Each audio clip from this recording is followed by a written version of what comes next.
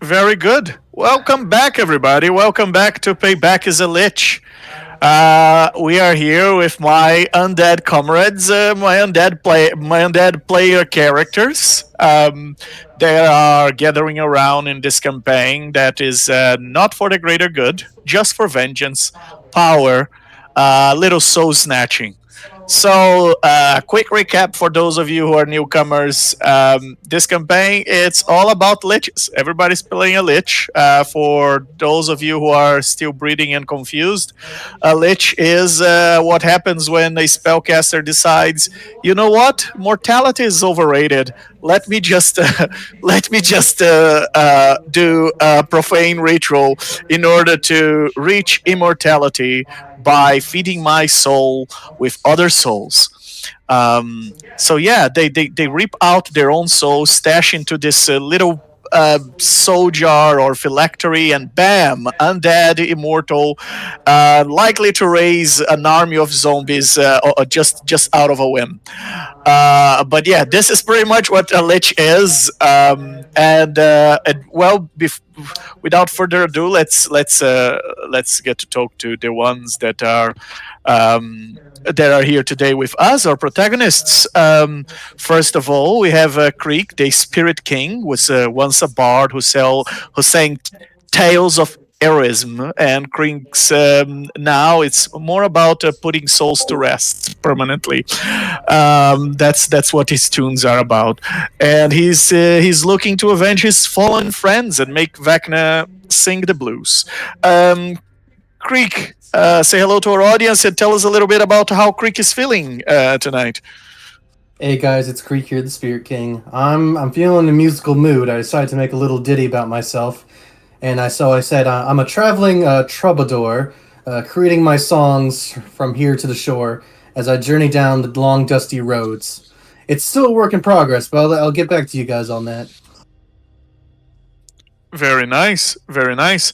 And we also have Cyril, our time-bending wizard, who became a lich, and in that ritual lost the love of his life, his wife, who was also a spellcaster, and apparently the ritual was botched by a little bit of a tricky bit that Vecna.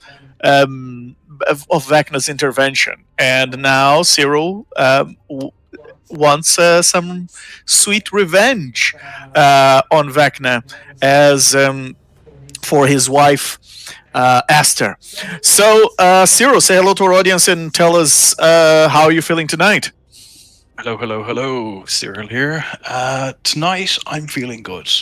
I'm ready to not quite get my revenge on Vecna, but I will take my anger out and imprison a couple of seagulls on the way because they are the devil spawn.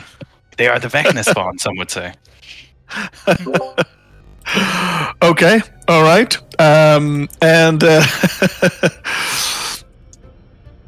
all right, and we have Necrolumpa, our blade singing wizard that gone too far to the other end. She once was a chosen wizard, probably in a very good track to replace the goddess of magic herself.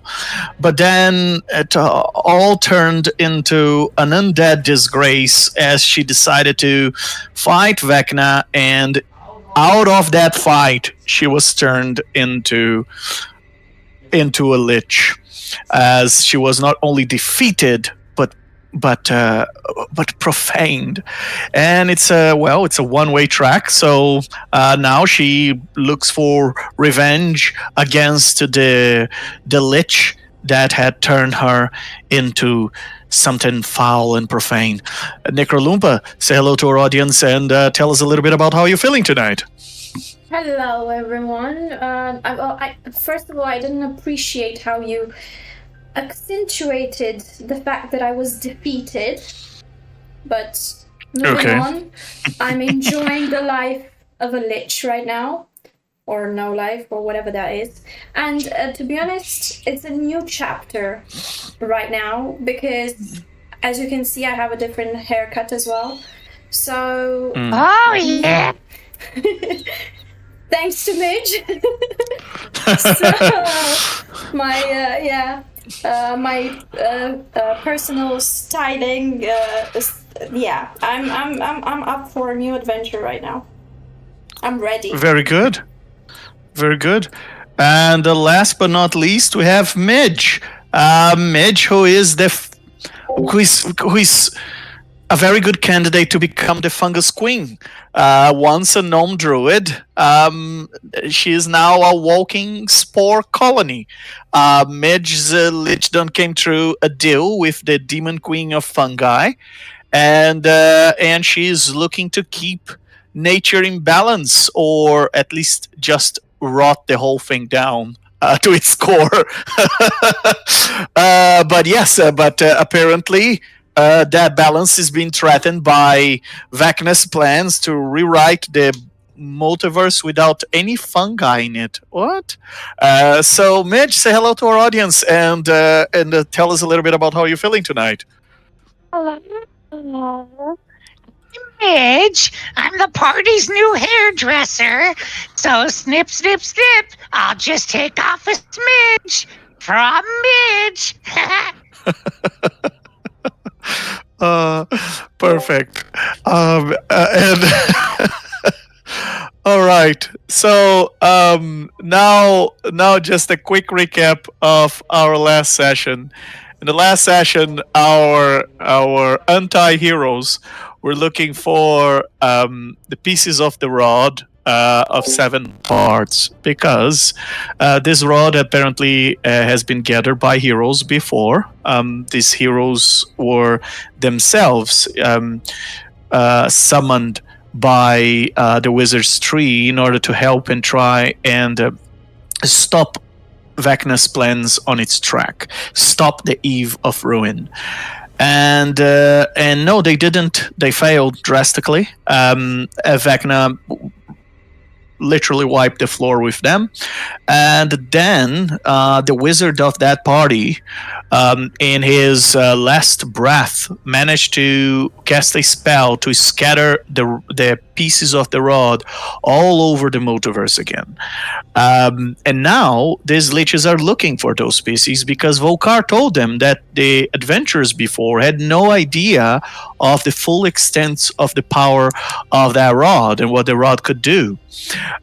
So far you've managed to gather 2 out of 7 parts. One was with Vocar himself, but Vocar is now MIA. And the second one you found inside the stomach of Sharon, and there was a mage hunter golem that was protecting that piece of the rod. After that, you decided that without Vocar, you had to go search and dig for a little bit more information, maybe some intel, maybe there's some. And Vocar did mention, Vocar gave you coordinates to a bunch of cool places in the multiverse for you to use the permanent teleportation circle that you have near the necro tree to teleport to all these other teleportation circles and places in the multiverse. And yes, it's a teleportation circle in my campaigns work the same as if it was a portal. You can teleport to other planes of existence. So because they're permanent. If it was just a temporary one, it wouldn't. Anyway, moving on. They teleported to this tavern called the Grog and Gaze, run by a beholder. And, it didn't take long until they find themselves into trouble. Well, Mercigan found himself into trouble. There was no they. There was no they there. Yeah, it was Mercigan. Yes, it was definitely Mercigan. Let's blame him. He's not here today, so we can definitely put him on the stand. And it's all his fault. It's absolutely 100% Mercigan's fault. He decided to go. He saw a goat humanoid, and he decided to go hit on the goat humanoid. He has this obsession with goats, I guess. I don't know. Maybe he wanted another roommate. Maybe instinctively, because his other copy had been obliterated by his previous roommate. Anyway, it turned into an altercation, a bar fight. Mercigan managed to defeat a Kenku, but then he incinerated the place, and then the owner, irate, the beholder that is owner of this pirate tavern, he came and to put Mercigan in a very difficult situation because of the anti-magic, and anti-magic on anti-magic field on magical characters is pretty much it's pretty much one of the worst things that can happen to them. The items don't work, spells don't work. It's really fun, actually, from the DM's point of view. And Mercigan had no other exit but to sign a contract with an imp who offered him a contract to become a familiar, so that he could take Mercigan away from that situation. And Mercigan thought, okay, all right, why not? Right? So he signed the contract, but turns out that the contract was not for the imp to be the familiar of Mercigan, but the other way around, for Mercigan to be the familiar of the imp. And the imp did fulfill his promise and took Mercigan out of the tavern by unsummoning him and sending him to an extra dimensional pocket where he needs to wait to be summoned there. Well, after that imp got Mercigan into a contract, he gave the contract to the beholder, and well, the beholder started to use Mercigan as his waiter around the place. And everybody was being served nice drinks, and some of you got to enjoy a little bit more of the tavern environment. You've talked to some criminals. Ronald made friends with Count Bloodbeard the Nightmarish, and a vampire that was there in the tavern and offered some information. Well, he said he would offer some information about someone who knew where the Rod of Seven Parts was.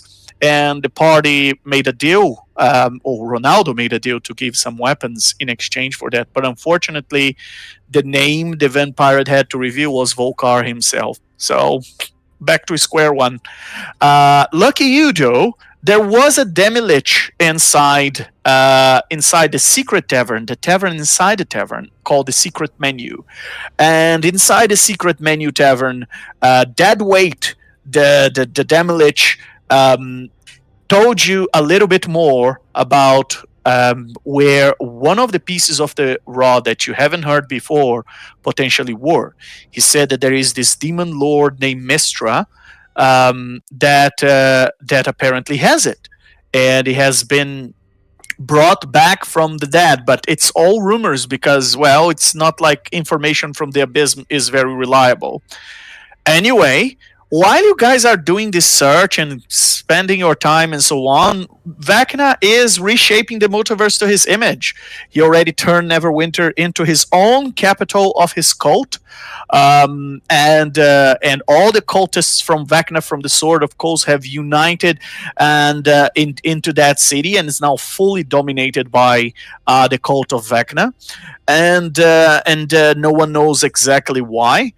You guys still have plenty of other places to look for. There is the coordinates of a dead god in the Astral Sea. There is one of the pieces of the rod that was told you that are in the hands of Primus, the Lord God of Mechanus himself.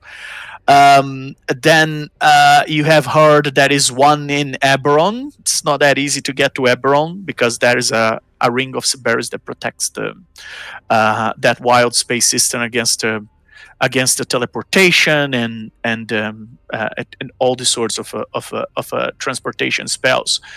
Anyway, fun is fun. You had your fun in the tavern. You've got the information you wanted, and eventually you even negotiated to get upon beating the hell out of Irate. You even negotiate to get Mercigan back. Necrolumpa is now the one holding the contract for the familiar, and Mercigan is now, well, technically the familiar of Necrolumpa, unless she destroys that contract. Anyway, fun times, yes, and tonight we picked up from where we left off. You guys were returning to the Necro Tree. Ronaldo decided to go back home.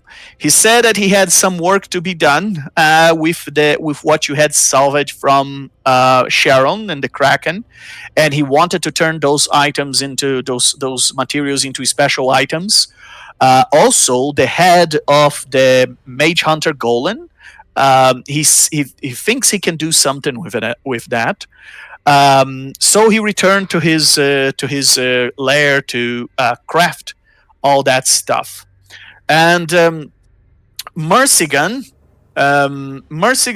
supposed to meet you guys here at the Necro Tree, but so far only the 4 of you have arrived. And let me bring you back there, and you can, have some time to catch up with.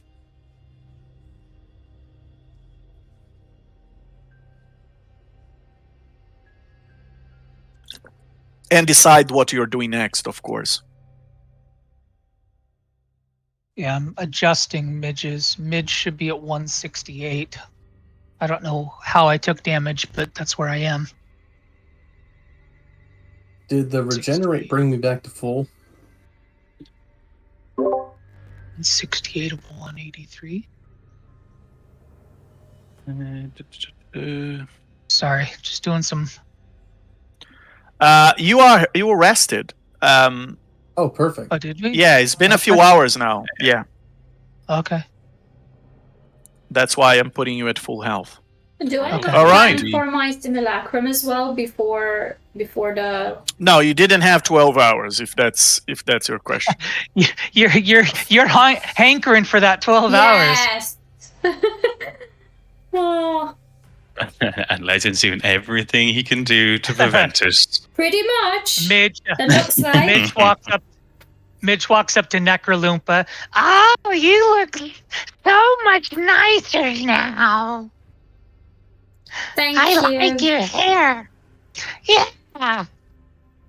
Thank you. I guess it's, half due to you, the other half to Ronaldo. I guess the better half on Ronaldo's side, but I appreciate it, Midge. You did what you could.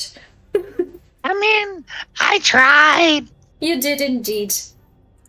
At least that's real hair. You know how much that's worth? I'm so impressed how you kept it so real, Necroloompa. Thank you. I don't even need to style it. Well, no, now it's just, you can just wash it and let it go. Yeah. And then Creek just whispers himself, let it go, and he takes out his book, Oh, writing God. some lyrics down. Oh, Crick, you start this session with inspiration.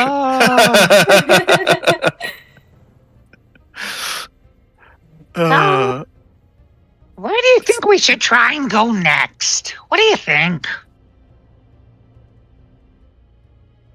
Well, if it is as bad as that acid bath we took, maybe somewhere less dangerous. We really didn't have to fight anybody. We just had to dive into a pool of acid, so it wasn't that bad.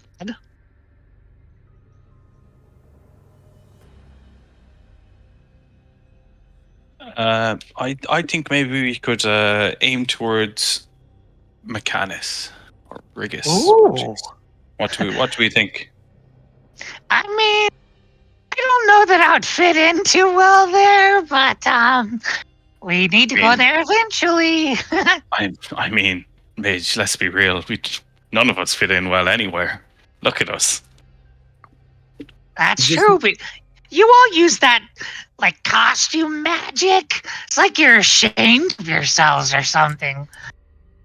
I like going au natural. Personally, I like You can being... tell. I know, your all natural's great. I just like being other people. You can be whoever you want to be. And then I copy Midge's voice. Don't you see? I can be anyone! Oh, flattery will get you everywhere. And Creek just laughs a bit. Thank you.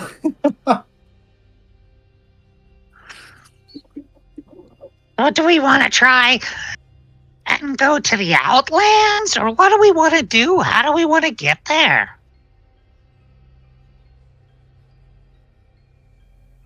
I mean, if we went to the Astral Sea, we could do the Dead God and Mechanus just by going to the Astral Sea. True. That is true. That's That's much more very good efficient. point. Yeah. Maybe that's the way we could do it. 2 birds, 1 stone kind of job. I mean, yeah, just the Astral Sea can connect us to both places, at least. Well, while we're on our way, Primus, that's probably going to be the problem. Yeah. What do we even know about them? I don't think Midge would know anything about Primus. Do I know any tales or songs, Legend, about Primus? Roll Arcana. All of us? Just you. You're the one trying to remember. Can we all What try was and that remember? tale about Mechanus I know? I heard a song about it. You're trying to remember about Mechanus, or you're trying to remember about Primus? Primus, if I've heard of like an old tale passed down through song from the many songs I've heard. Okay. All right. So, about Primus. Primus is the lawful neutral god of the multiverse. Is one of the oldest gods in the pantheon of D&D, and is known as the Supreme Modron. He's kind of an immortal rule of Mechanus, and it's said there are old tales that says that every Modron that was ever created is in itself a piece of Primus. Primus, it seems to be this. What you know is that is this androgynous, humanoid, emotionless creature that makes everything about function and logic and the multiverse and balance. And it lives in Mechanus. Primus is a greater deity, one of the very niche ones. And what else would you know with a 17?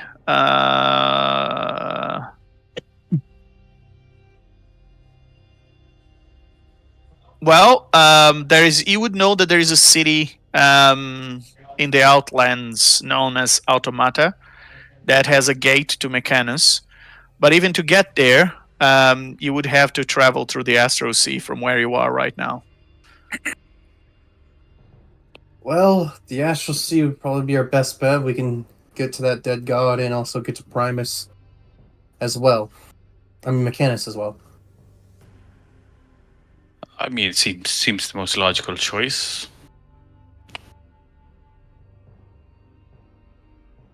So how do we get to the Astral Sea then? I mean, Mercigan was our Astral Sea guide, I suppose. Fortunately, No. he seems to have wandered off. Where was that prison that we went to? Was that in the Astral Sea or was that Wild Space? It was in the Astral Sea, but you have no idea where. Okay, that was my next question. Well, hold on. The dragon said he was willing to help us. Is there a way that we could contact the dragon? Chronapsis. Yeah. Well, Chronapsis has roll an Arcana. Just Midge? Whoever is trying to figure out. No. You have no idea how to contact Chronapsis, Midge. Okay. But wait, Anyone what else about wanna our give it a our shot? time wizard? Our time wizard might. Cyril, you would have advantage on this. Oh, excellent. Give me a big roll. 28. There you go. All right, very good. Cyril, you know that Chronapsis is said to have a mausoleum, a temple, in the Outlands. So, another fun thing in the Outlands. Yay!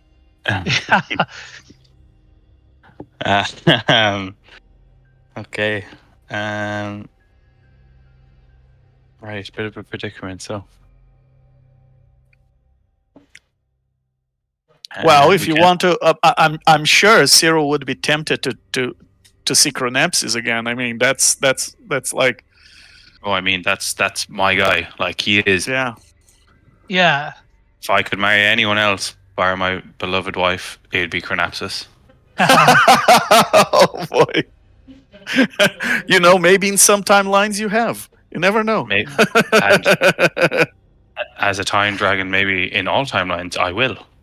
It is a multiverse after all, so there are some realities where you are made of cupcakes and you marry Chronapsis. What a dream. What a dream. Well. Oh. Bad jokes. still- Bad jokes coming Yeah, in my mind. if we could get like that, still doesn't, because the Outlands is still where we need to get to. So knowing that he has a temple there, we still got to get there. Doesn't help us get there. Yeah, that's the predicament. No. The teleporting, like, Vocar didn't give us any coordinates for any of these places. It gave you a coordinate to the Astral Sea. Not a coordinate. You just gotta go to the Astral Sea, plane shift, or use the teleportation circle to go to. So, The and from teleportation there, circle will get us to the Astral Sea. it will get you to a location in the Astral Sea, to a random location in the Astral Sea, and from there you can navigate with the description of the god. You just need to focus your mind, and you will navigate towards it. Now, how long it's going to take, that's a different thing. Well, And we obviously can't. We obviously can't imprison people there. I'm assuming, or souls there. no. So that's a big concern if we are there for a long time. May I ask how many Well, days have passed since we've last seen Vocar? Oh, almost a week now. So, okay. I don't know. I expected it to be more than that. Last Basically time you what- saw him, he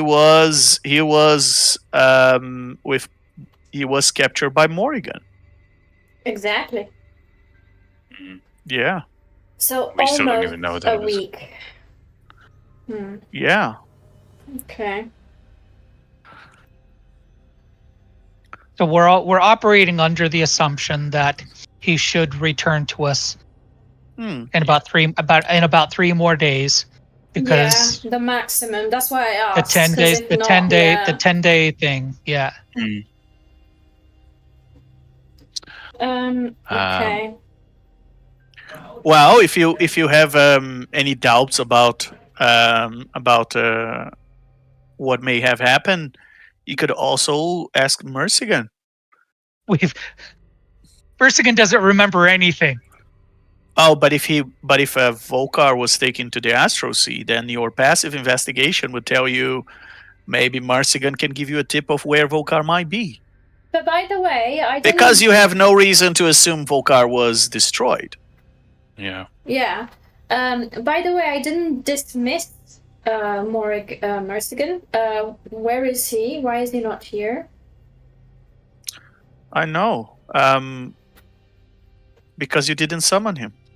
No, I mean we were all there. I never dismissed It's been a few it. hours. Doesn't matter. It's been a I few never hours. mentioned that I dismissed it. So Mercigan is inside the flask then, or whatever. the demi-plane pocket or something. demi-plane. You know. Yeah. I know what happened. I know what happened. Mm. Maybe he was accident. Oh wait, you did dismiss him. I have him dismissed in the end of last. I have a note that you dismiss him at the end of last session. I swear And I you don't never have said Find that. Familiar prepared. I know, that's why I keep on insisting on the fact that I didn't. There you go, Necrolumpa. It's your own fault why Mercigan is not here. Why are you asking me? You don't have Find Familiar prepared and you dismissed him. How the hell do you expect him to be here? There that I dismissed him because I Yes, I seriously did. do not remember. I did. His token is phased out from the map, and there's a Can we little go note to here. Can we go to instant replay? Let's go to YouTube for last session. Okay. We roll back. All right. Use a VAR, please. You can, by all means, go. No, go it's okay. Yeah. Yeah. Can we do an insight check on Legend? I'll give You can do inspiration. an insight check. I can show you the map where he's at the end of the fight. He's invisible. Mm-hmm. Okay. All right. So it sounds like Yeah. Go on. no. I appreciate your input. Go on. I was thinking that I could I use gate to take us to where we want? Yeah, absolutely. Not here though, because the only way to get out of here. Well, you can use gate here to get out of here. You can't use gate to come in here. And would it be like, okay, but So yeah, you could use gate from here. Yes, you could. So wait, would this be for all of us? And would it Yeah, be yeah. Walk through it. okay? And would it be Just like Vocar did when he was going to get you. And would it Created be a gate here and passed through, and Creek and the rest went. Sometimes. And would it be like the exact Sometimes. location that we want? Yeah. Could we go directly to? Gate's a 9th level spell. If it doesn't Yeah. deliver you into that location, we have to send a complaint to Wizards of the Coast because that's Okay. So I Well, guess there you we go. can That- go about that- doing that. That solves all of our problems. Exactly.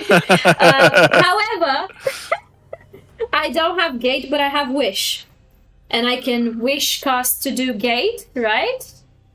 You can wish cast without to do gate at a risk of never casting wish again because Oh. gate's a 9th level spell. And when you wish cast to avoid the wish stress, you would use a up to 8th level spell in order to wish cast. Oh my god. What about plane shift? Plane shift the 7th level. You can definitely plane shift. And does this Why one not take plane us shift? directly there Yeah. as well? Yeah. Why not? Okay. Or you can save your 9th level spell slot and take the teleportation circle at the south of this little road here, the same one you guys get to come in. But you said that would only take us to the Astral Sea. Then we'd have to navigate from there. Correct. Yeah, plane shift is the same thing. It will only take you to a location in the Astral Sea is huge, guys. It's like the whole multiverse is the soup where the entire multiverse of D&D but it's not is going to take us directly to Automata, is what we're No, but saying. Gate No. will. Gate potentially would, yes, assuming Primus is not blocking entrance of evil liches in his domain. Well, Does I that think sound I know. reasonable to you? I think I I know. mean it. Any evil lich in the multiverse can just dive just right in front of Primus and go there. Hey, hey! Why not? Why not? An evil lich. Well, I can tell you, if you can't. can't gate into the 9 hells, you definitely cannot gate into Mechanus. In order to get into Mechanus, Cyril, actually, you might know this, Cyril. Roll an Arcana check. Let's know how much Cyril knows about Mechanus, since you guys are talking about this. This with advantage? No. No, flat roll. That is a 21. Very Still good. Not bad. You would know, Cyril, that to get into Mechanus, you need to have a little permission. And in order to get the permission, you need to go to an office of Modrons, fill in some forms, take a Is queue. that the one where the line is like? Yes, Oh and my there's god! a queue of about a Lord. week in which you have to stay, God. and you have to fill in Let's go do forms. something else. It's very bureaucratic. Yes, it's automa. You could go to Automata, but if you want to go to Mechanus, you gotta do the proper procedure. You gotta do your due diligence. Yes. I can't remember now. Is Mechanus near the sea? And if yes, does that mean there are seagulls flying that we can imprison while we're waiting in line? They're to go to well. There are seagulls in Mechanus. Maybe clockwork ones. Yes. Yeah. No good to us. Yeah. This. Speaking from experience, this line is painful. Like painful. And as liches, what experience, Cyril? You have no experience. Maybe it's from a different campaign. The players metagaming now. You don't know that queue would be unpleasant. Apologies. The place sounds great, Cyril says to the group with a shock of his arm. All right. I like a good place. Let's just go. Let's just All right. go. We got to do it eventually, so let's just go. I think we should all agree, we can all agree actually, that before this arrest that we had, I rearranged my spells and I have Gate there. No, you didn't take a long rest. Oh. You're just doing everything you can in your power. It didn't take a long. If you want to take a long rest, that's fine. You guys can stay here, take a long rest in the necro tree. Take a little nap, and so how many hours have passed in total, roughly? Just a few hours, between 2 and 3 hours. Oh. Okay. Enough for a short rest, but not for a long rest. I mean, you guys have a lot of time in your hands, right? It's Lich life. Being a Lich. It's just the multiverse that is being reshaped to Vecna's will. Yeah, like everything else is still happening while we're taking our time. They take their time too. It's not like anyone's rushing. We're not mortal or something. Let's go to the line, I suppose. All right. So the first stop then is the Astral Sea. Yeah. Let me bring you there. Let's go. Let's just do this. All right. As you take the teleportation circle, I assume, whatever way you decide to take, you will end up in the Astral Sea, and in here. Is this Stonehenge of the Astral Sea we're at right now? I have it's coincidentally you just landed up in something that looks like it was a structure, maybe, or coincidentally a teleportation circle, or maybe it's the gravity of your teleportation here that has slightly rearranged the stones around you. For whatever reason, you just landed right there. So now it's only a matter of thinking about that dead god. So the description of that dead god. He says the dead god has horns, big horns. It's a creature that is about 5 times the size of a galleon, a spell-jamming ship. He also says that he has been slashed, and the dead god's name was forever forgotten. He thinks it's a fiend. The spell-jamming ship that was involved in the battle with this god is in flames, and part of it still floats around this god.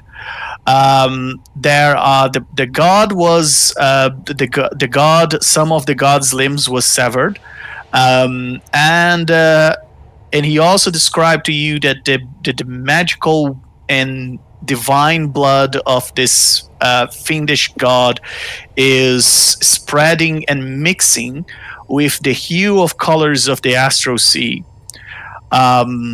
So in the Astral Sea, if you focus on a color or you focus on what you want to see, your body starts to move at 3 times the speed of your intelligence score, no modifier, and you start to float. In here, you don't age, you don't need to drink, you don't need to sleep, you don't need to eat.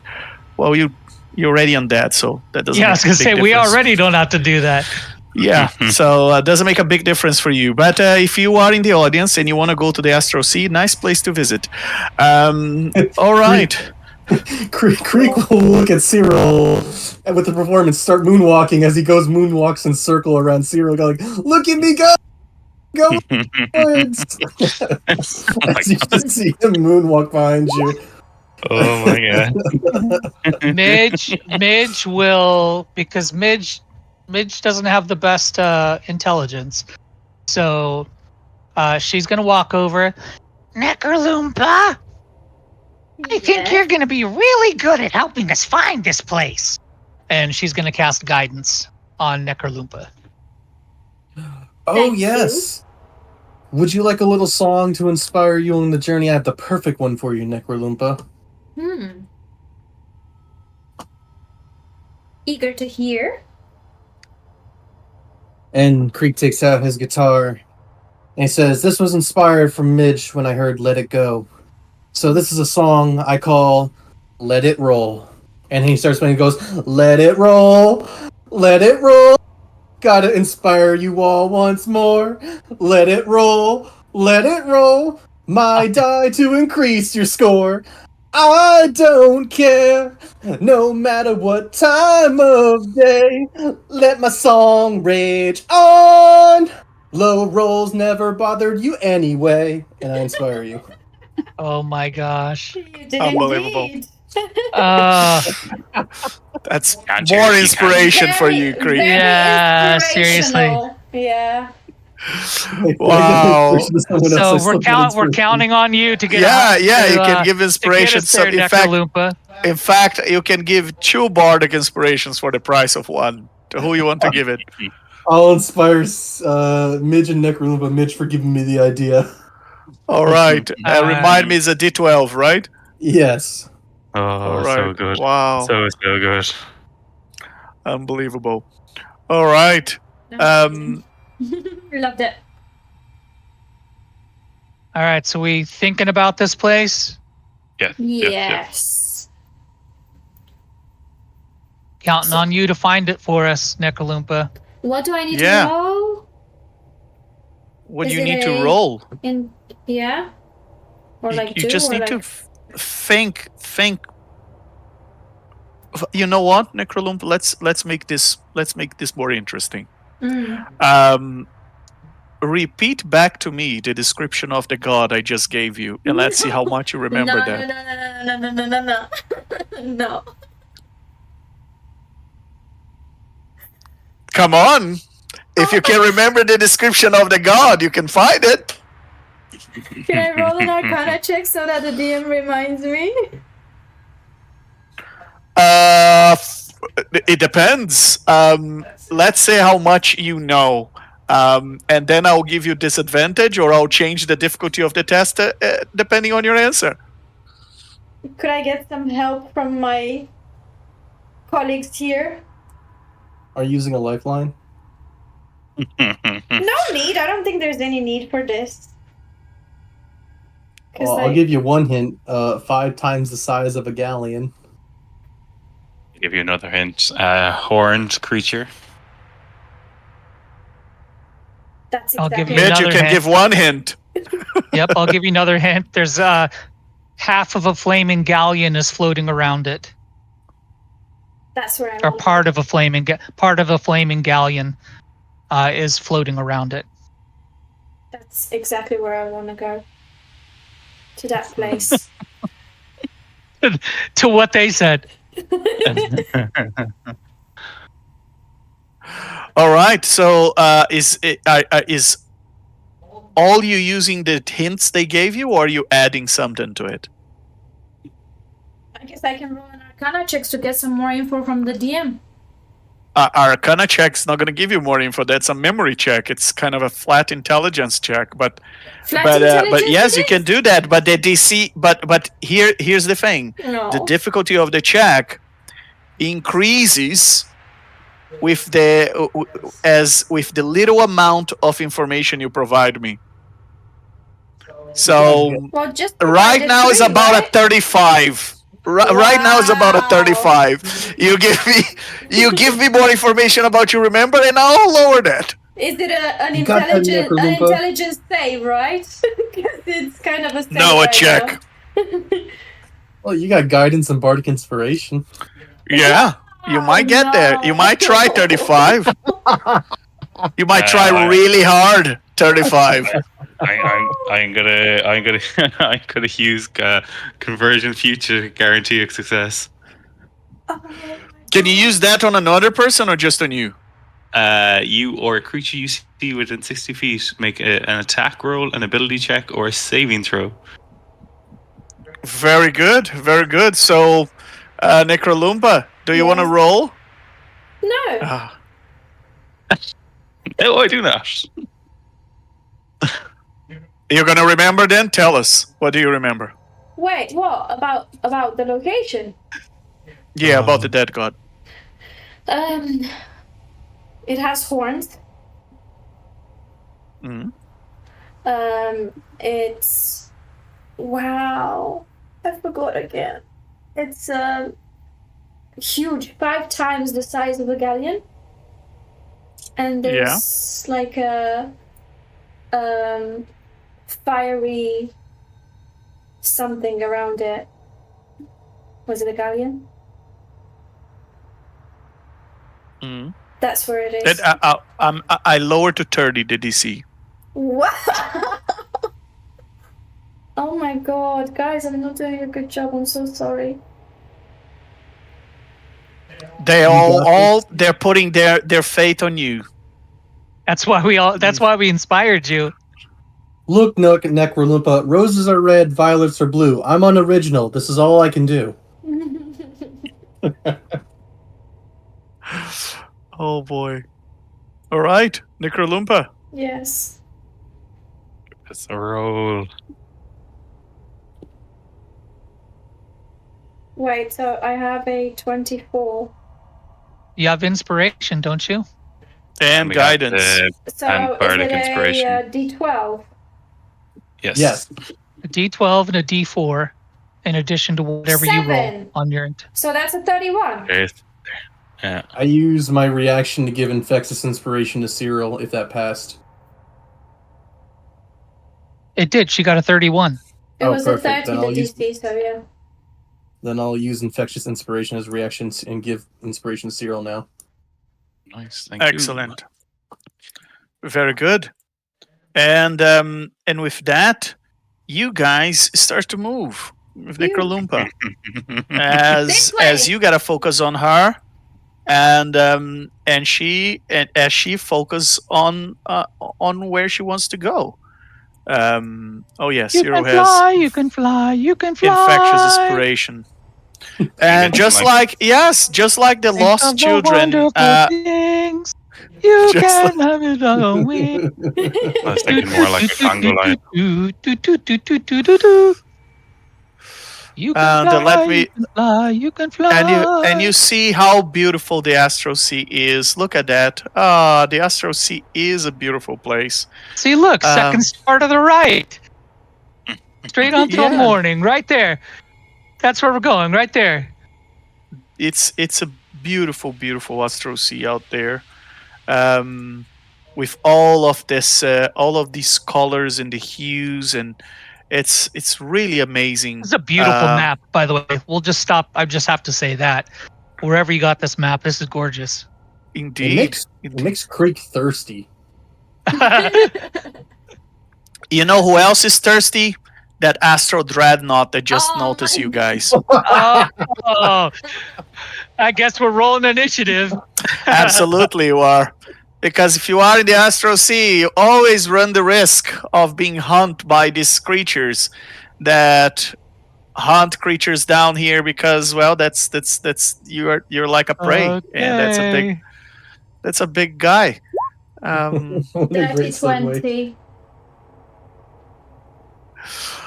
All right. Yeah. Midge is gonna sit back and let you guys do some work here. Very good. I'm missing someone in the initiative. Necrolumpa, how much did you roll? A dirty 20. All right.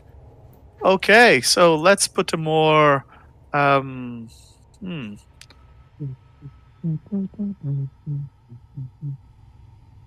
song here that has a little bit more to do with this moment.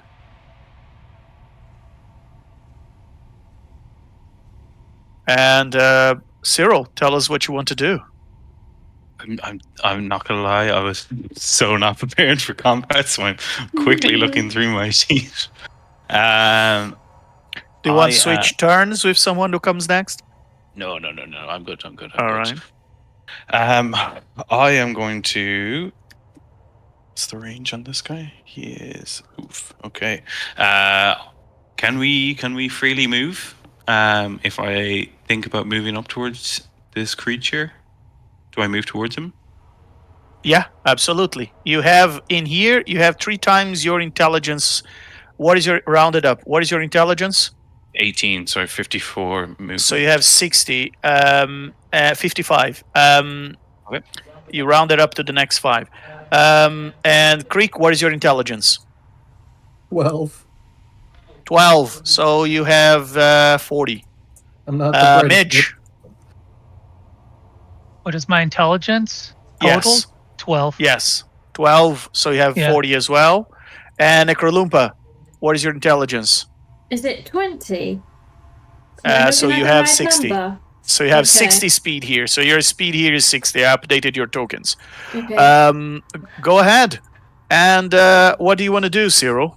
So as Cyril is whizzing by, he just screams out, "Oh God! Oh God! I've never moved so quick in my life!" And just going to like slowly lose balance as he's going and turn head over heels until he gets to where he wants to go. And he's going to look at this hideous creature, and he is going to cast banishment. Which is right on cue, Cyril, casting that banishment. All right, Cyril, you cast banishment, and that is ADC 18 charisma. This looks like a charismatic creature for me. What do you guys think? No. What do you think? No, it doesn't look. No. It doesn't look charismatic to you. Look how cute it is. It has like that big eye. It has an endless tail that you cannot see where the end of the tail is. Isn't it so cute?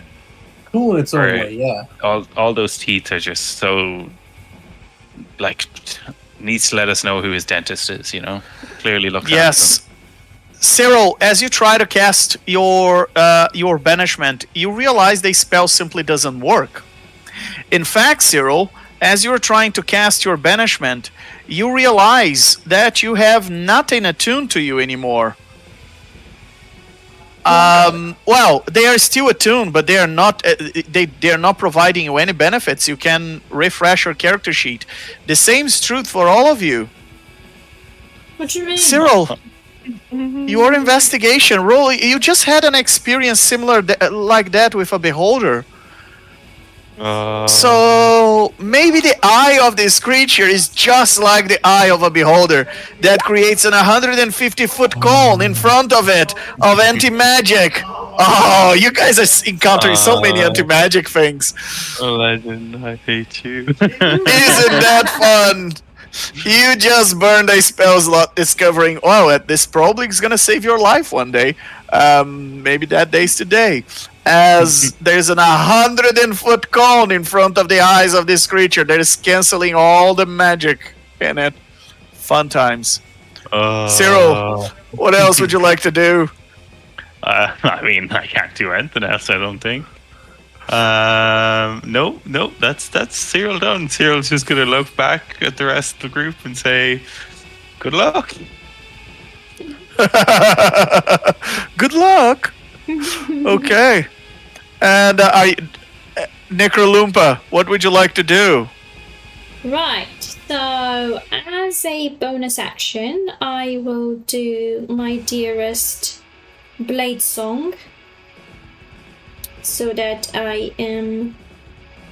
So you are 70 and Yep. let me just double check, because if your blade song specifically mentions you get 10, yes, for your walking speed. does. You don't have walking speed here, so you're still 60. But you do get your +5 to your armor class for a ridiculous 28. You are one of the reasons why Blade Singer is not in the 2024 PHB, I gotta say. You ruined it for the rest of us. That's why the fighters come playing, and the barbarians. I mean, granted. That's 20. Oh no, it's 23. It's 23 with Blade Song. Yeah. All right. Okay. Yeah, 28 with a shield, which you can cast at will. Excellent. Excellent. Yep. All right. Could I roll, like, I don't know, an Arcana real quick to see what I know about this creature? Absolutely. I mean, you lived in a desert planet for a long time. You traveled the 23. Astral Sea. You were once a wild space traveler and multiverse traveler, very famous one. I should know something Trying to about stop it. Vecna. You should know stuff about it. You fought one of these in the past, Necrolumpa. Right. Indeed. There are many things you know about them. First, they can be banished. They can be banished from the astral plane. That's the first thing. Right. The second thing you know about them is they definitely have an anti-magic cone in front of their eyes, just like the beholders. They can, if you are in an astral projection, these creatures are your worst nightmare. They can sever your soul out of your body by cutting the silvery cord that connects you back to your body. They can bite and swallow you, and when they swallow you with their bite, you go into a demiplane that is this creature's stomach. Yes, you heard that well. It's a demiplane that is this creature's stomach. So if it swallow you, you're screwed. And what else? I moved my character back by any chance and pretend Yeah, I I was moved. literally like, after Legend Village, I was gonna say Cyril. Yes, you're Come a on, bravest come- one. Come on back here. Sir. So yeah, it's called a demiplanar dungeon. Just like the dungeon sphere, that little card you get from the deck of many things that sends you to a place where your party is gonna have to spend 3 months in a side quest in order to rescue you. That's pretty much what that means.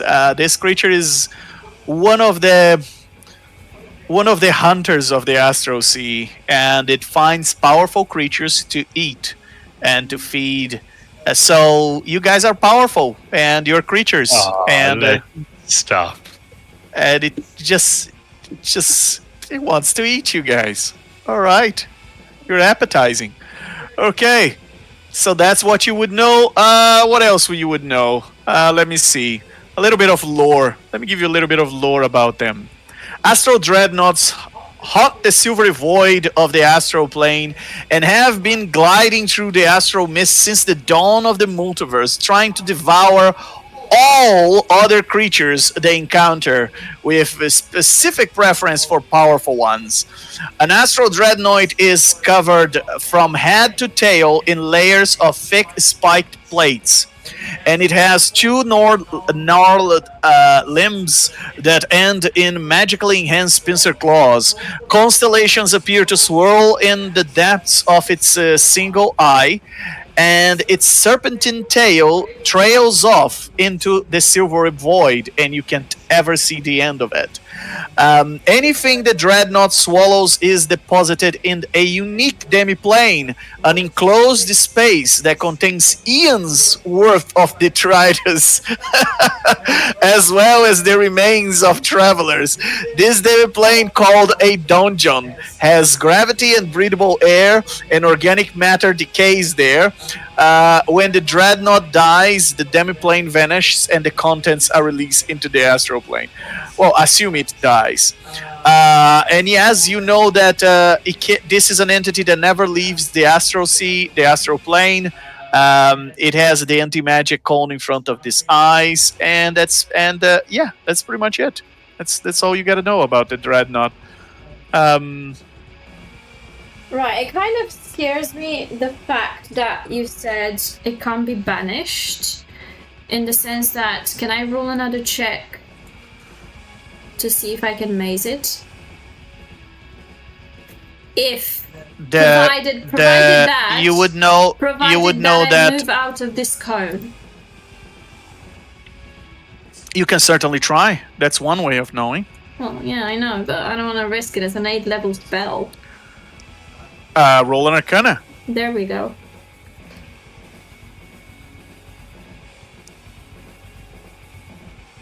A 24? You would know that it's likely not going to work because this is what is called an astral entity, and it can't leave the astral plane, nor can be banished or transported from this plane anywhere else. Oh, wow. So I would cast maze and it wouldn't work. Doesn't really make sense. Let me check one thing. Yes, because maze is a banishment. You banish a creature that you can see within range into a labyrinthine demiplane. So because it's a banishment spell, it wouldn't work. Well, it says clearly. Yeah, the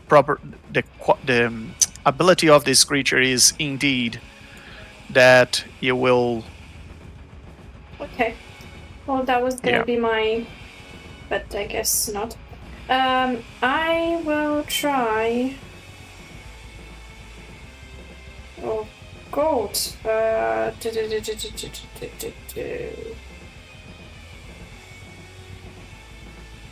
I'm sorry, I'm taking so long.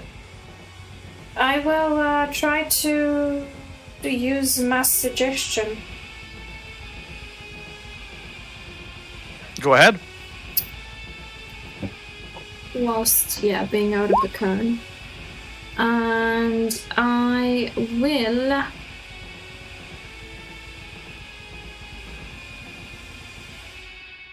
will tell him. Wait. Can you be charmed? I don't know. I don't want to certainly risk try. it. I don't want to risk it. I'm just gonna go attacking him.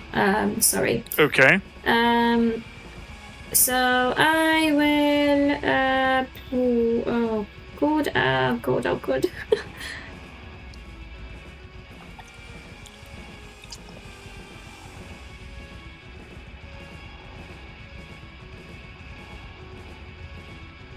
Yeah, just Ray of Frost 2 times. Okay. No, actually Firebolt. Sorry, Firebolt 2 times. Okay. Okay, go ahead. Does a 26 hit? Yes. And now, look, you can do like this. Where is it? Like this. Pachoo! That's cool. Pachoo! See, Legend, you're gonna use it just as much as we are during our sessions. Absolutely, that's fun. That's something fun they did to Jump Gate. It is. I really like the fact that they gave the players the option to use this. Yeah, it's really cool. We need lightning. I've got to make that comment. Yeah. Yes, we need lightning. Yeah. Yes, absolutely, we do. That gives me All an right. idea. Does a 13 hit? I'm guessing not. You just got back into the anti-magic field, so I gotta say no. No. I'm just, I go back just to see, like, my speed. 13 does not hit. Me. A 26 does. Roll the damage for the 26. I did, and it was a 15. So that's the end of my turn. Oh, I'm not seeing your rolls. I'm not seeing your rolls. I assume your... yes. Your beyond 20 is not working. It was 15. Alright, you gotta update your beyond 20. Alright, I'll try to do in the meantime. Alright, beyond 20, one of the best things. I've never seen her rolls pop up in here. Really? Yeah, I've never seen it either. I've never seen Necrolumpa's rolls. Necrolumpa, your beyond 20 is being broken forever. And look at that. I think at the beginning I managed to make it work, but then, yeah. You gotta update that. It takes like 20 seconds, yes. Alright. Creek, what would you like to do? Alright. Am I aware of this anti-magic cone? Absolutely, because you just experienced with that beholder, you knew what it was, and now you feel the same sensation again of not having any of your items attuned to you. Alright. Well, Creek will move over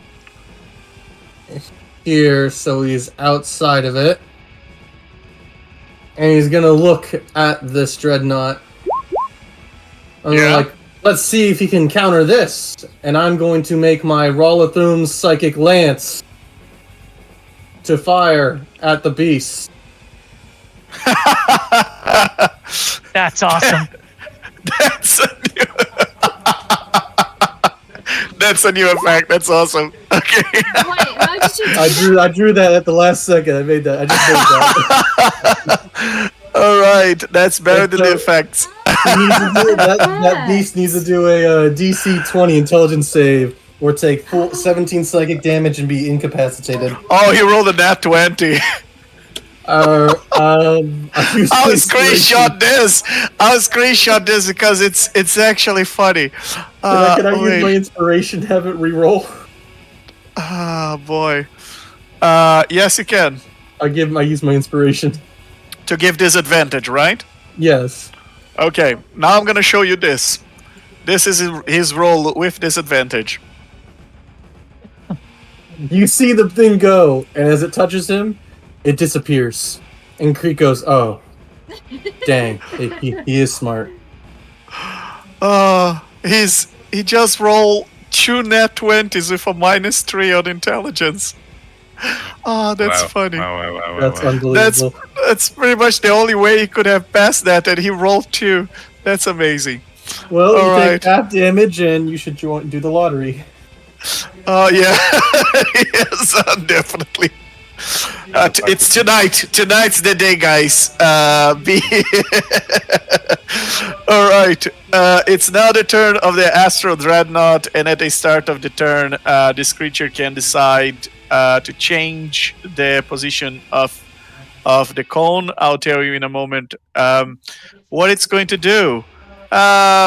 Who is going to eat first? Let's roll a d4. Who looks more appetizing? 1 Creek, 2 Midge, 3 Cyril, 4 Necrolumpa. Oh boy. Creek, that's you. This creature is going to come all the way towards you. This way, actually. He has reach. So it's going to.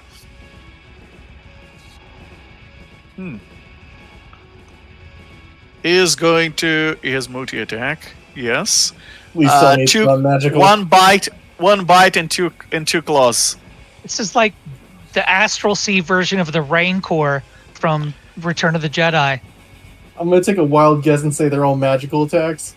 Yes. And in the 20 at this level, you can assume everything is a magical attack. That's the safe assumption. If a creature is not using magical attack, I don't know how it got to this level. All right, so everything else has resistance in the multiverse at this level against the non-magical things. All right, that's a 20 to hit you. That hits. 17 points of force damage from that claw. Here comes the second claw attack. And that's a 32 to hit you That definitely for hits. Wow. for 19 points of force damage. And finally, here comes the bite.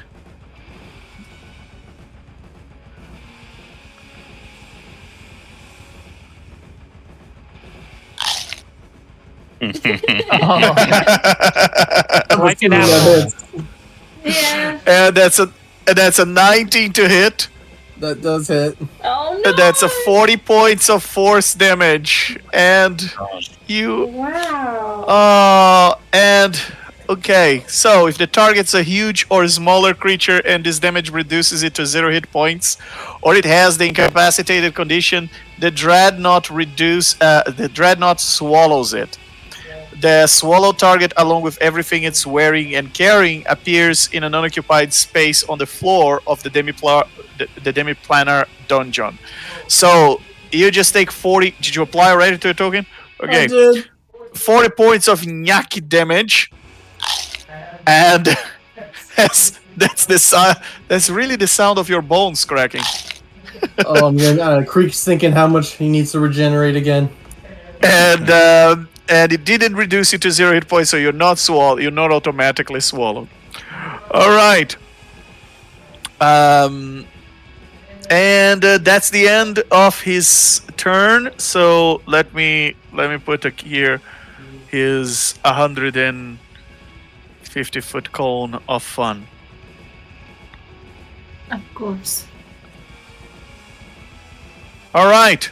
So, Midge, what would you like to do?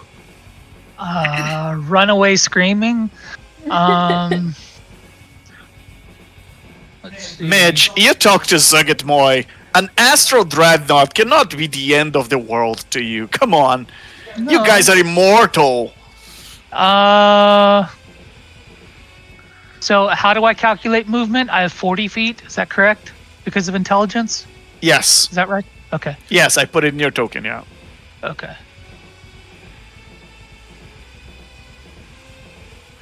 All right. So her best Fire is exploding in Cyril.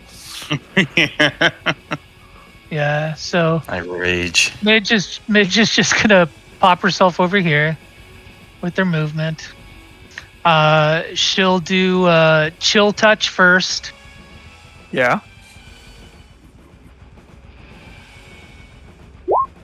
I'll use my inspiration on that Very good. to reroll. Up. And let me roll that d20 for you to see if I hit Creek. All right. Oh, it was on 15 or no 18. Aw. Creek, I'm sorry, dude. You do hit Creek. Yep, let's roll that damage. Okay. And for those of the audience that are actually losing a bit of context, in my games, every time someone rolls a nat 1, they roll a flat d20 for DC 10 check to see if something bad happens. Like something a little bit more catastrophic, like Midge tried to hit the Astral Dreadnought and unfortunately hits Krieg for 11 points of necrotic damage. Oh Yeah, no! so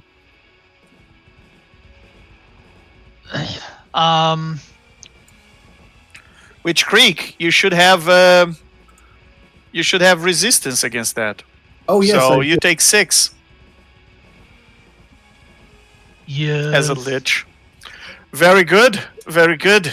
So yeah, that's just a way of keeping keeping the high tier characters on their toes for when they roll a net 1, they know there's a 50% chance, a 45% chance, something slightly worse than a net 1 will happen. I'm not dead yet. Some are quite detrimental. I am not dead yet. I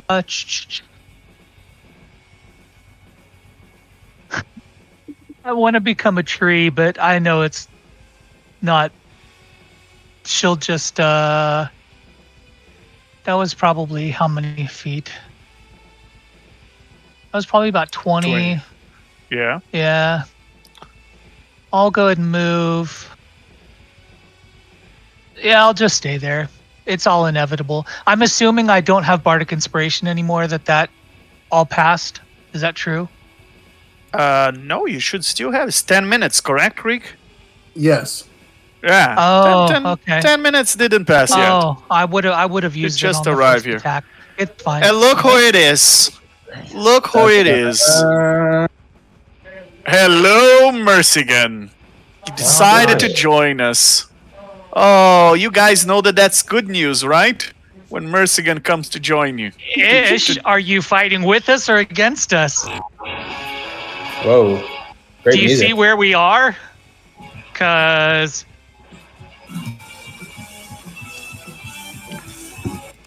Whoa. Wow. Sorry, my music is so loud. Midge will yeah. Let me Anything lower. else I do is No, it's okay. I got it now. All right. So, I thought as cold touch Mercigan was a bonus action. So anyway, that's the end of my turn. all right.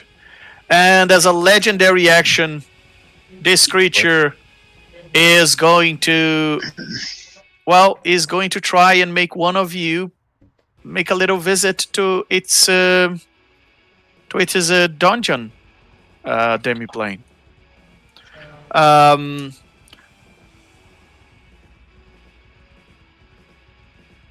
All right. So actually, no. I'm just gonna use its psychic projection for the time being, and creatures within 60.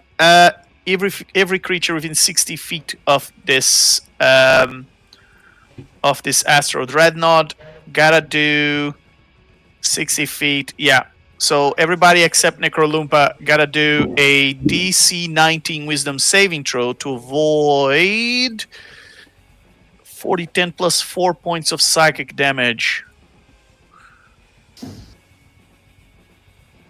40, 10. So 35 points of psychic damage or half as much on a successful save. I'm going All to right. use my inspiration on my roll. Okay. Roll your d12. Oh no, my sorry, my To inspiration. reroll. Okay. Not your bardic inspiration. All right. And with that, you've all saved, so you all take 18 points of psychic damage. Oh. Very good.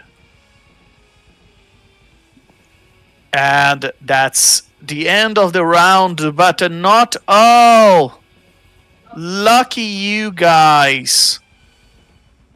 Look who's there, coming in the horizon. How the hell did he get here? Oh, I know. Necrolumpa. Is the Yeah. demi-plane that is the place you dismiss Mercigan to the Astral Sea? Ah, Necrolumpa. Here he is. Lucky you. He came to help you guys. Mercigan, please click on your token and roll initiative. I actually can't click on my token. You can't click on your token. No. Well,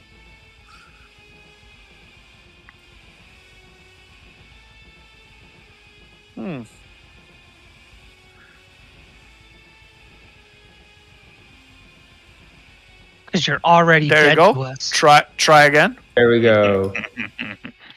All right. Roll initiative. 823. And Mercigan, you were just chilling after you were dismissed by the person who has your familiar contract. In the past, you just took a short rest in the past couple of hours as you have been dismissed to the Astral Sea, and you just wandering the Astral Sea here, waiting for your master to summon you. So Mercigan, she didn't summon you. So you are not compelled by the effects of a Find Familiar spell, because technically she came to you. You didn't go to her. And well, on that note, you joined.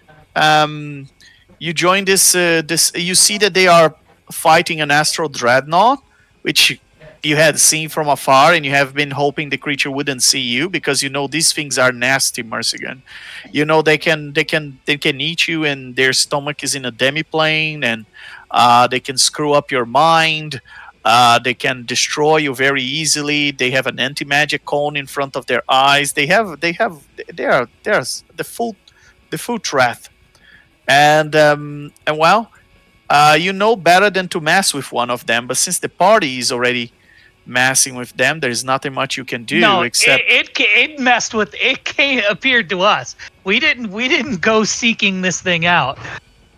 Well, that's usually what predators do. They come to get their prey. You are in the wild, Astral Sea. Yeah, but you said that we messed with it. No, it came to us. Yeah, that is true. That is true. Semantics. Sorry, semantics. I don't know why. I don't know why I'm arguing semantics. You got heated. I think it is important. I think there is a little bit of maybe a resentment there. Did I hear some resentment, Mitch? I didn't want to meet an Astral Dreadnought today. I mean, it's possible. I just wanted a nice walk to the dead god. He wants to be in the park. Like, there's no nature around here. There's no trees. There's nothing for her to do here. It's like she's looking around going, I can't do anything here. Where are my trees? Oh boy. She feels completely out of place in the Astral Sea. She's realizing now. Well, I must say, it's almost like a reunion because Morrigan is not the one that the only creature approaching you. You hear a familiar voice from coming from distance as he shouts at you. He is a traitor! He is a traitor! He is a traitor! Kill Morrigan! He is a false Lich of Vecna! Well, the jig is up. And as you see Vocar floating towards you, and he seems almost exasperated. If he had lungs, he would be tired now. Oh, I've been forcing myself to shout as loud as I can. Mercigan is a traitor. He tried to capture me and bring me to Vecna. He is actually a false Lich of the Whisper One. He is a spy, a backstabbing Lich. Kill him! Kill him with fire! Kill him with passion! And you all see that that Vocar is using a specially different type of helm. Can do just the thing. You son of a Lich. For some reason, I didn't hear anything that Vocar said for me. Anyway. Did the rest of you hear? Yeah.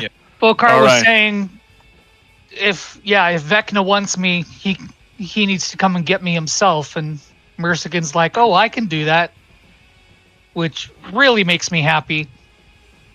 I thought we were bad enough with this Dreadnought, but if Mercigan's going to bring Vecna, yeah, woohoo! More to the party. So this is now a three-party fight. Mercigan, you were the first one in the initiative. What would you like to do? So Mercigan's like, right, let me consult my... Oh, there's a lot I want to do here. Let's have a look at my book. And Mercigan will open his book and use, what isn't it? It's as a bonus action. We're going to spend 3 charges to cast a spell, Subtled, that I'm going to DM the DM. Okay.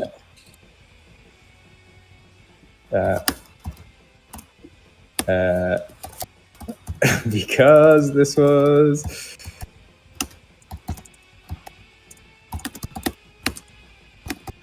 And it is DM'd.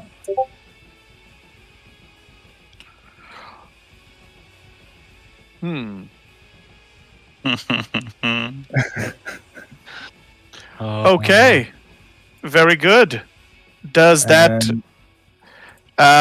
creature has a name? Dari. No. Let's call him... let's call him Dari. D-A-R-R-Y.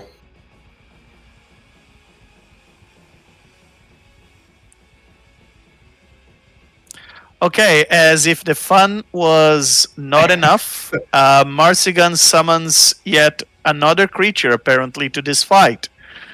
And an adult blue Dracolich. Phantasmic. I have adult red in my extras. Oh, you have adult red. Let's change your extra to adult blue. Okay, got you. Let me adult red. Okay. Okay. Do you want red or blue? Either way is fine. I'll go with red because it's in my extras already. Okay. And then as an action, Mercy again. That's strange. Give me 1 second. Let's because you need to roll initiative for this creature. 10. All right. Said it's Dari, right? Dari. Is that spelling correct? What spell? The initiative one. The one in the initiative. D-A-R-R-Y. Yeah. All right. Okay. So, what else would you like to do in your turn, Mercigan?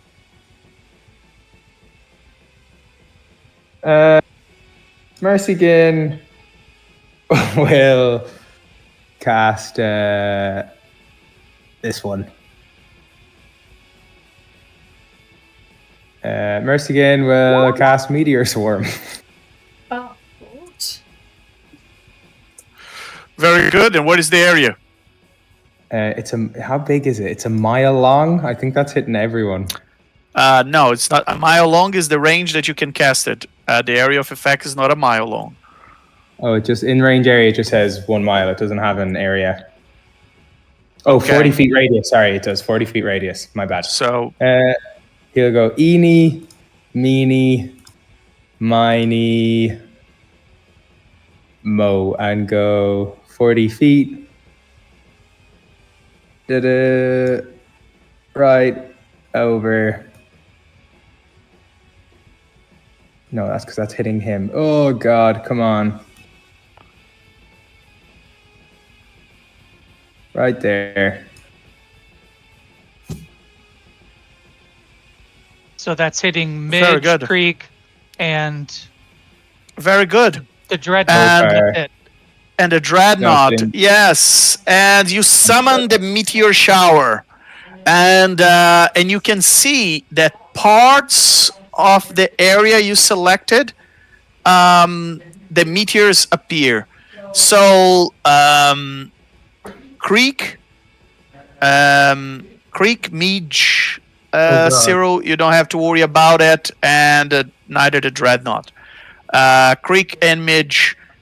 You gotta roll the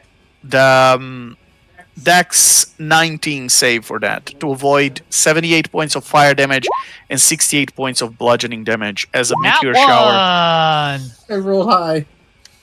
Very good, Spirit Creek. You take half of that. Still going down. So that, yes, you're still going down. as you drop to 0 hit points, hit by a massive meteor. And Midge, Midge, you take 146 points of damage. Is this magical? Yeah, absolutely, it's a spell. And 146?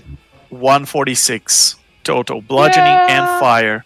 As a massive meteor just blows against your, just crashes against your face. And fun times. Wow. Yeah. Fun times. Yeah. Is Vocar in the range? Yes, but it's Vocar is also in the range of the anti-magic field. Ah, I see. So is Cyril.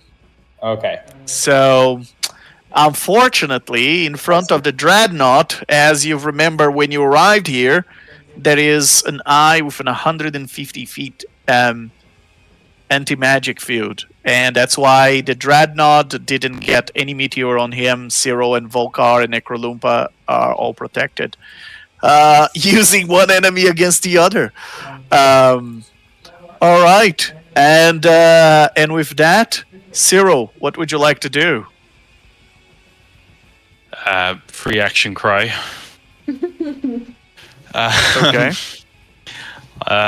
Cyril is going to move up to his distance. He's just going to go roughly there. And Cyril's going to look between the Draco Lich and the Dreadnought and just go, eeny, meeny, miny, mo. And he's going to subtle cast Dominate Crew Monster. The Dreadnought. At the Dreadnought. Okay. Yeah. That's awesome. Which is a DC 18 Wisdom. But I believe it has advantage because we're fighting it. Yeah, it has advantage. And it passes. Can I use my reaction to make it reroll? Nope. Nope. It passes using a legendary resistance. Okay. Ooh. Okay. Okay, that's me done.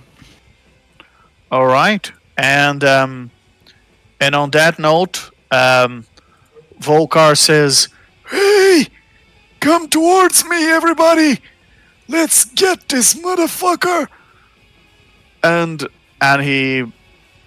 And he comes flying all the way over here, 60 feet over here.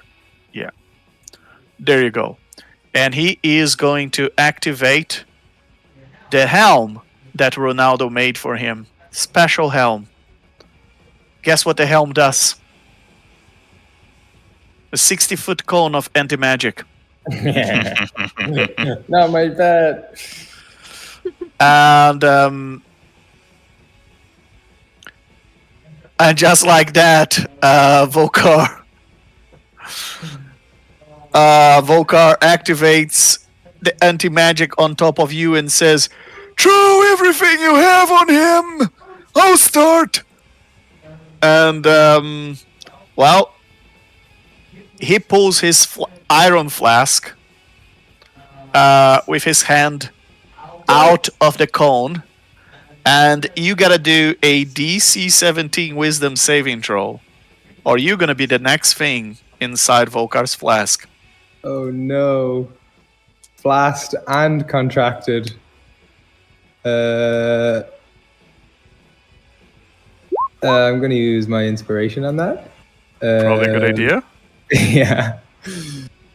That's a save. Very good. Very good. The next time, if he tries to capture you, you have advantage on this. Can I still very because you've passed that? this one. You can certainly try. Yes. I'll do that. All right. I see you. Reroll. Necrolumpa What's that? starts dancing. Ah, Mommy The table Loompa. appears and Necrolumpa starts dancing on the table. But Mom, To who the advantage goes, Necrolumpa, of your silver barbs? Not my bum. I'll give it to Creek. Very good. Yay. And Vocar says, "Can someone go and give him a potion of healing? We need that useless bard up."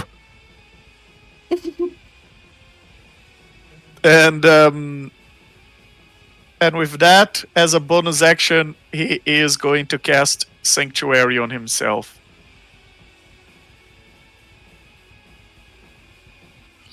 And Necrolumpa, what would you like to do? Well, first of all, I want to understand what's going on here. Midge and Creek are in a very bad shape, Well, Crick is unconscious. and Midge, you Crick is are down. close And to- Midge only has 19 hit points left. Oh my god. Okay.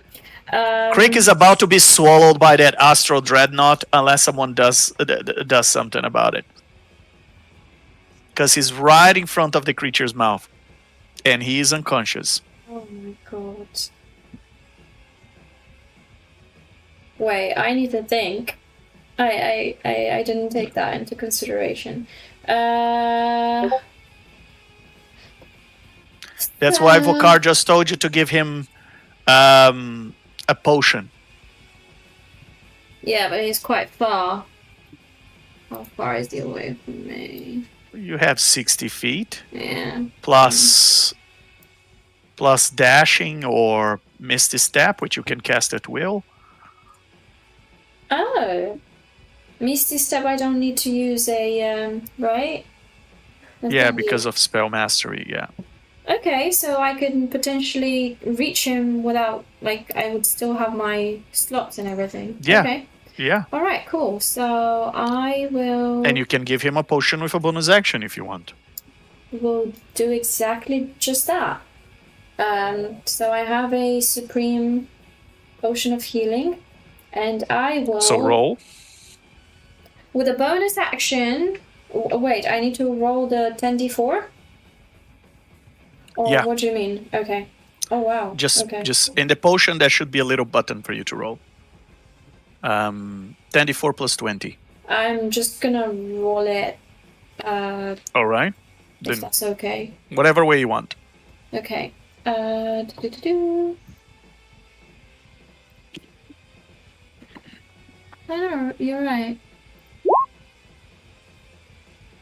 Do I do that there? Oh, okay. 44, including the 20. Yeah. Okay. So Creek, you can open your eyes again.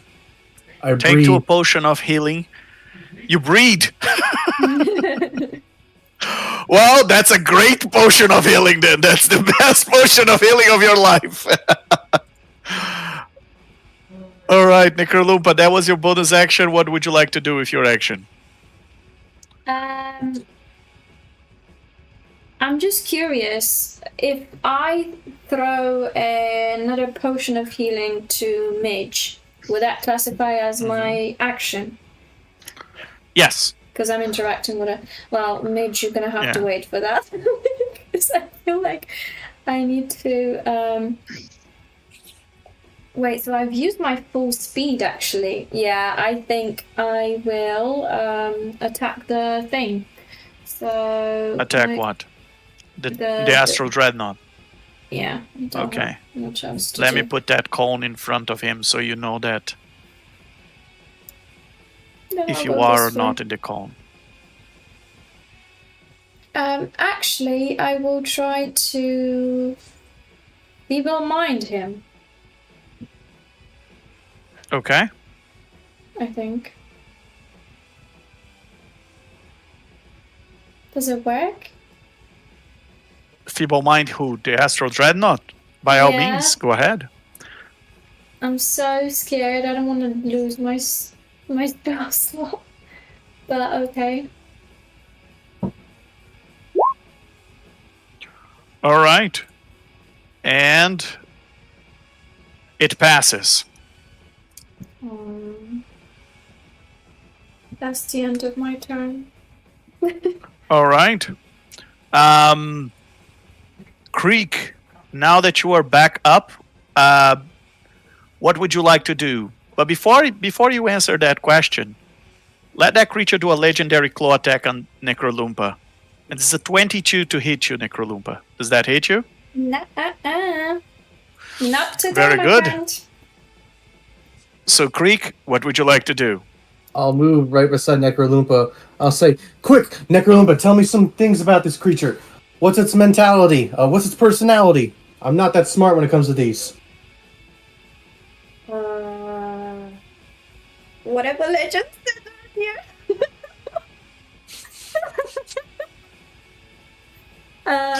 Wow.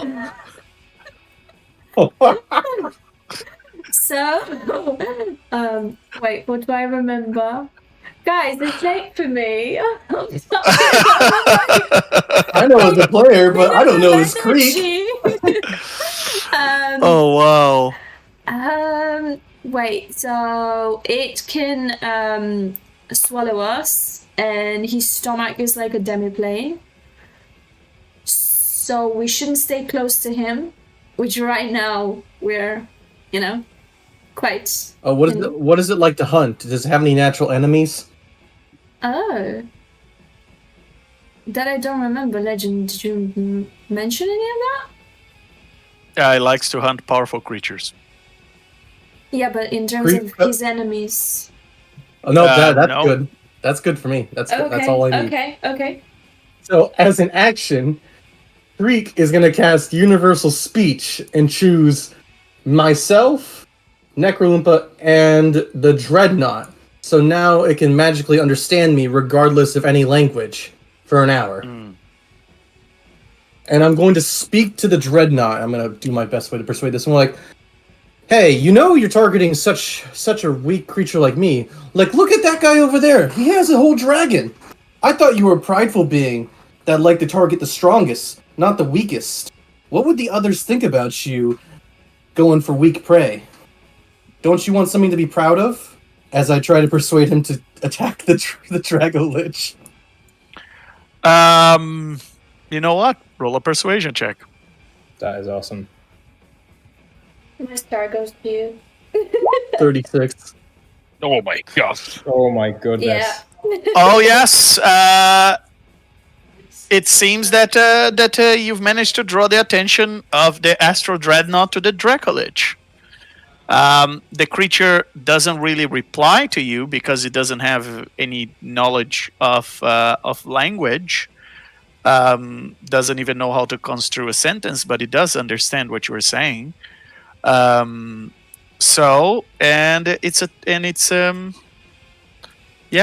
It's attracted by the Dreadnought. You can see that its attention is being drawn towards Derry.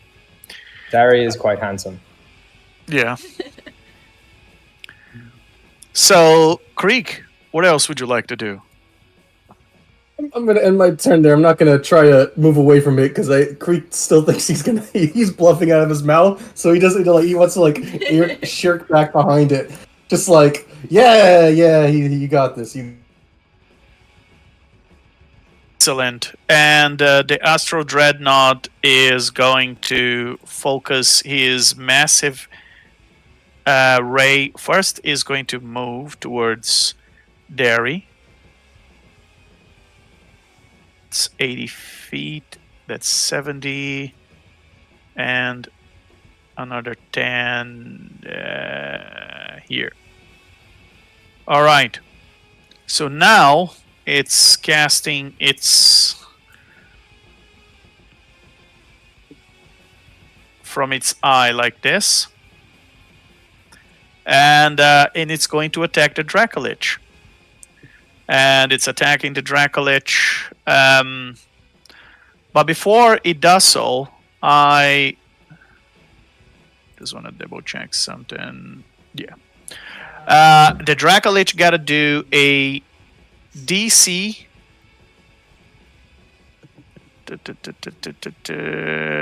DC noted. It's immune to being frightened. All right. So 3 attacks. Claw. 26. Does that hit Derry? It does hit Dari. All right. And Derry has... And Derry takes 25 points of force damage. Second claw attack. That's a 20. Which... for another 16 points of force damage. And here comes the bite. How much is the second damage? Sorry? 16. 16. Thank you. And here comes the bite, which is a 23 for 32 points. I just realized I've rolled a claw. It's not 16, sorry. It's 22 points of force damage. Another 6. And now the bite for 23 for another 32 points of force damage. Yep. Applied. All right. And yeah, that's the end of the Astral Dreadnought's turn. What is Dari doing? Dari...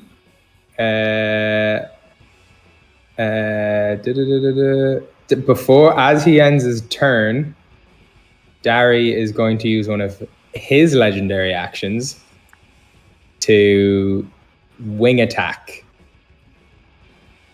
Very good.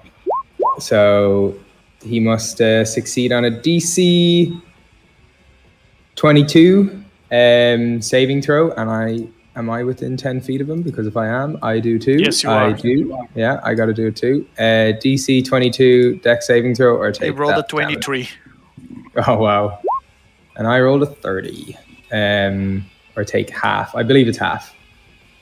No, it's nothing. It's nothing. Okay, and then Dari gets to fly up to half of his speed at the end of that. I don't actually have control of Dari's token right now. Okay. Oh, that's a shame. It's probably because of the anti-magic field. It's Okay. removing your controlling of the token. It's a very powerful anti-magic field. Try again now. All right, and Dari then moves 40 feet, which is right there. Does the Dreadnought get an opportunity attack? He does actually. Yeah. And is going to give a bite attack. And that is a 38 points of force damage. 38. Sweet. All right. For And then- it was a 27 to hit, so 27 hits. yeah. And then for his turn, then Dari's going to move. Dari, go take care of the other three. I'll take care of Vocar. And Dari will give a little bah because he's a sheep. Dari's going to move. He's a sheep or a Dracolich? He was Gary the goat, and now he's Dari the Dracolich. Dari's going to move here, and he is going to 60-foot cone fire breath, which I'm gonna try to ignore the fact that the Draco in the Dracolich, you mean this is a goat lich? no, he went. No. Legend. See, Gary, once he dies, turns into a Dracolich. This is D&D lore. We know this. Ah, okay. This is continuation. That's actually part of the new edition. Yeah. Yeah, it's part of 2024. When you kill goats, they become Dracolichs. They become Dracoliches. It's So you been guys a- need to succeed on a, what is it? A DC 21 deck save, or take 65 and half as much on a fail. Yep, Midge is down. DC what? Dexterity. I will Yeah. use another luck point. It's a Dex 21. I'm gonna try one more luck point. I believe in myself. ouch. Oh, there we go. See Necrolumpa's rolls now. I mean, Yeah. do we take half? Because even Natural half would kill 20. me, right? Yeah, half will kill you. Yeah, so I don't even need to bother to roll. Yeah. I'll use a lucky point. So as this Dracolich unleashes this fire, you see Midge looking over at Mercy again. Oh, you got a Bardic Inspiration, Necrolumpa, don't you? Oh! She passes with a 21. Yeah, but Oh. if I have, I don't need to use my lucky point. Yeah, you can use Bardic Inspiration if you want. So that's again a D12, right? Yeah. Yep. You were saying, Midge? Sorry. Just that Midge, as all of this was happening, Midge looked over at Mercy again with a sad face, because they were starting to get along, and they were pals before all of this happened. You've mean Daddy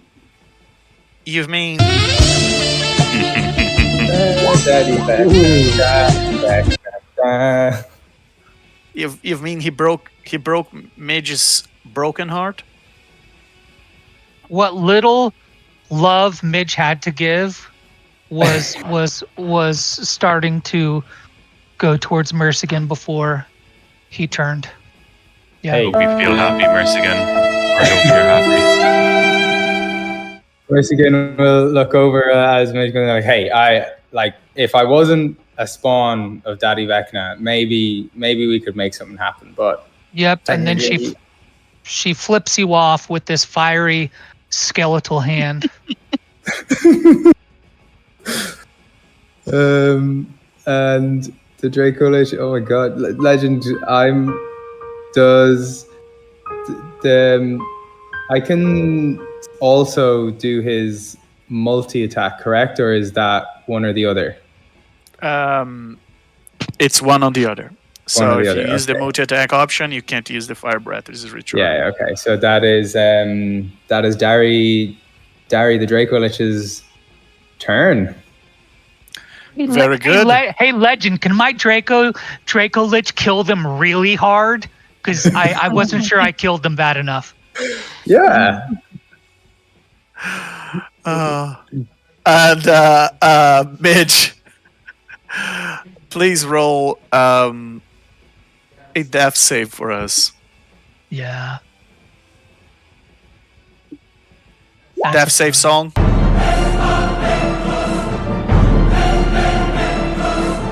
You failed, Midge. Unfortunately. Yeah. I'm aware. I see the number on the die. Midge. That finger means- is still pointing at Mercigan. And Midge, you walk towards the light that comes from your phylactery. As you think, ooh, new body, new fungi, all fresh new spores, and we'll see what happens afterwards. And it's now legendary action time, and the Astral Dreadnought is going to go after Derry, because still convinced that Derry is a good investment of his time. So he is going to wait. Let me just double check the range on this. 60 feet. There is too far. Okay, so I guess the Astral Dreadnought's going to have to choose between Cyril, Vocar, and Morrigan, because all the three of you are the same to him. And Cyril, that's you. Of course. Of course. Of course it is. And Cyril, you gotta do a DC 19 Charisma saving throw, or you are teleported to a non-occupied space on the floor of the demi-planar dungeon. And at the end of your next turn, you reappear outside, but you're just gonna make a visit there for this turn. Okay. That is a. I'm not even going to use the Bardic Inspiration. Are you sure? It's not gonna. Well, yeah. I mean, did you say 17? No, 19. Oh yeah, but then it's not gonna bring me up. Can I counter spell whatever he did? It's not a spell. legendary It's an action. innate ability. Oh. All right, and just like that, Cyril, Zero's just going to salute the gang and say good luck. you go pay a visit to the stomach of the Astral Dreadnought, just so you can, check out your future apartment. Just look around. All right. Is it spacious? It's very spacious. It's huge. It's like being inside an endless vortex of nothing. And there are and there's so many bits and pieces floating around. You know what, Cyril? On your turn, you can roll a perception check to see if you find something interesting Nice. in the remainders of the creatures that are there. Oh, Mercigan, what would you like to do? Mercigan's gonna do an eeny, meeny, miny.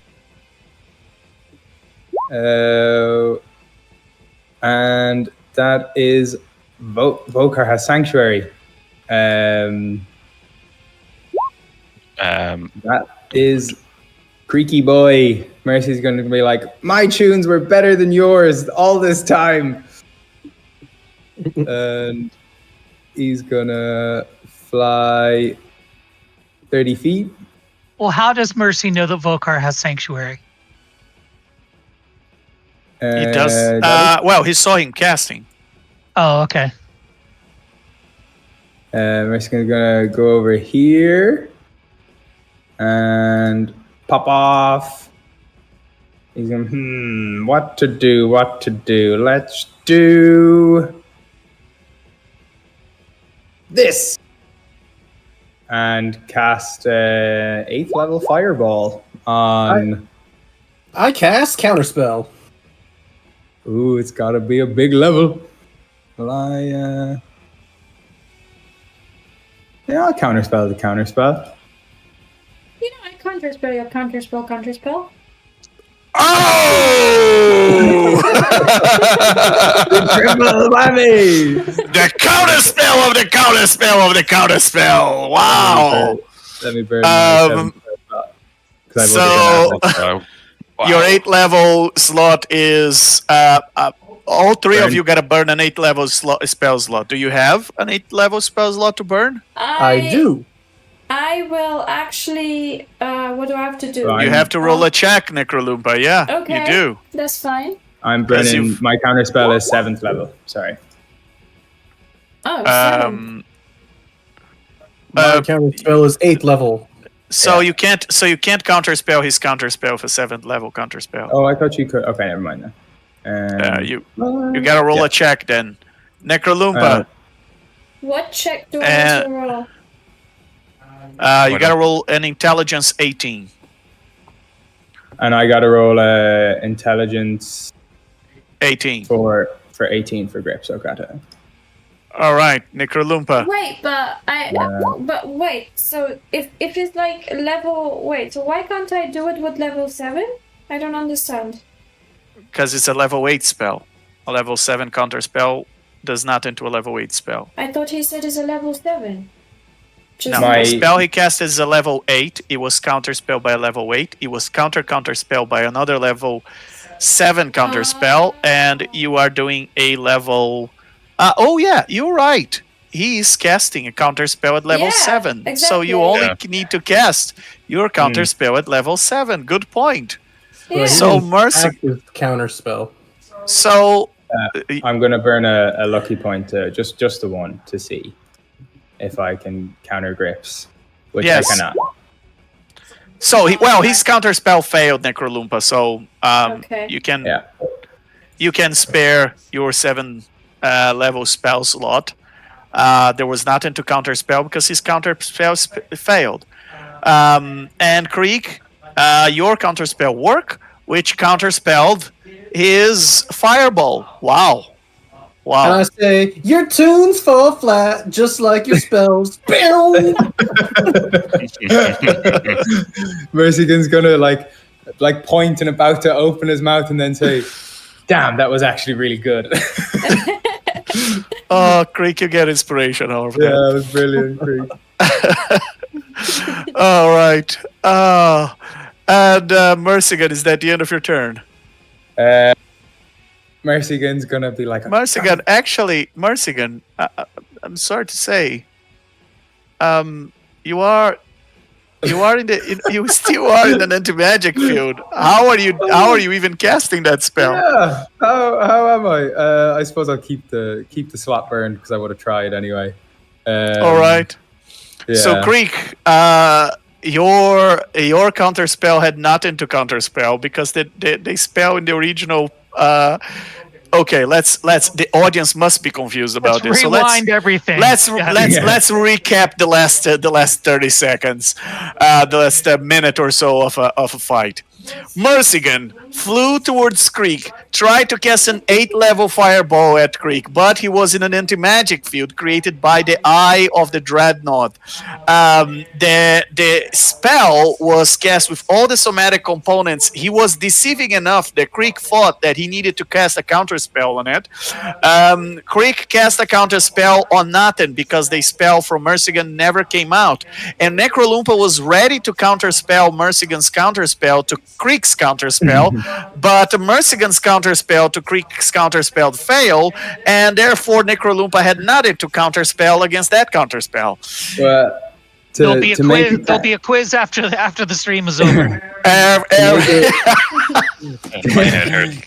To make it canon that because I did not realize this, Mercigan, I didn't know it was the 3 times your intelligence. Mercigan would have moved there, let's say. So all of that still happened. The result still the same. Yeah. Same result. You have 60 feet here of speed. Updated your token. Anyway, same result. He yields the same result. Okay, so Cyril, roll a perception check. Let's see if you find something interesting there. Let's go. Something big. A 17. God. Wow. Another cursed item. I'll take it. I'll take it. Now Legend's looking through his table. No, It's like, who's in what can I give him? Wait, who's in the donjon right now from like your Saturday? Oh, What's you find something interesting. You Wand find of a Wonder. wand of wonder. Okay.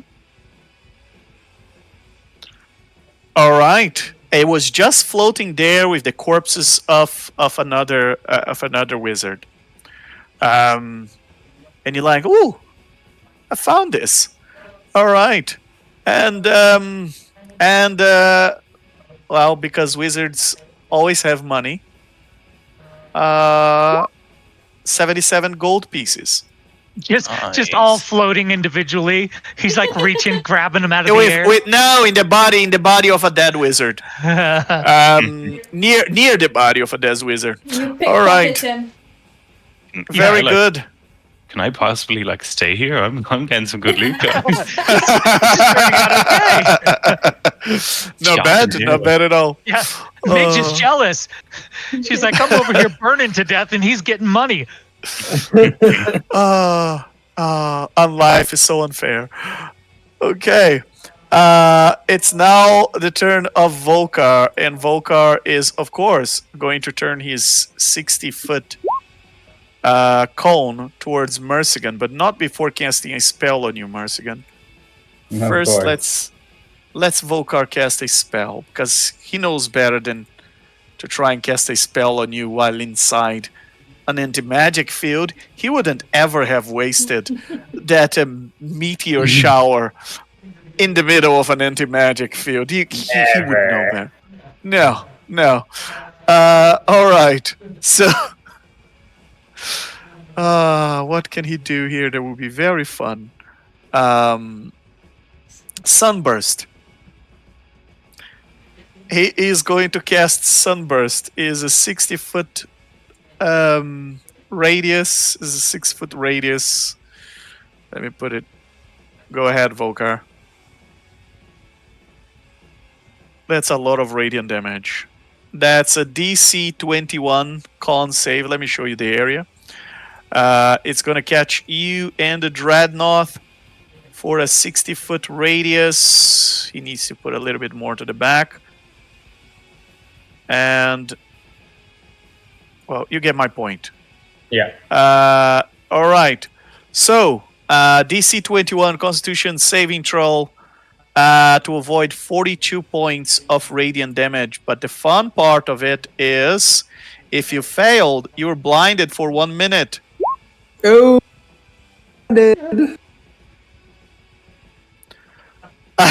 By what? By one. Oh boy. And now let's see the Dreadnought.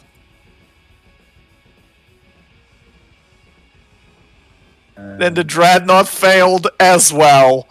So both you and the Dreadnought take 42 points of radiant damage, and both of you are blinded for 1 minute as that massive burst of sunlight, just the rising sun, comes in the horizon and burst your eyesight. And let me. All right, and with that, Vocar. Then after that, Vocar, put an anti-magic field of 60 foot on top of you, Mercigan. Because why not? There you go. And that's the end of his turn. And he says, he's gonna recast Sanctuary as a bonus action.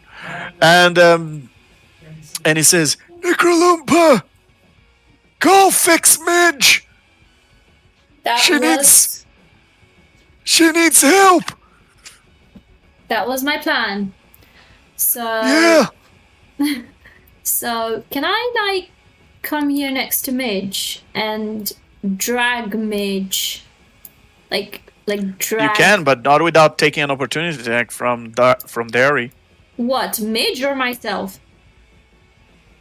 Let's roll a d4 and find out.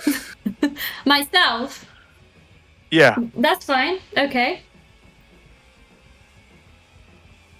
Dari. Bite attack. Does a 27 hit?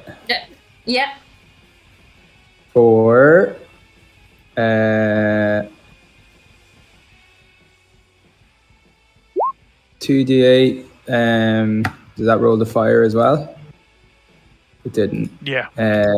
It's 2d8 and 2d6 fire as well. 6 fire. For a total of 28. Very good. Okay.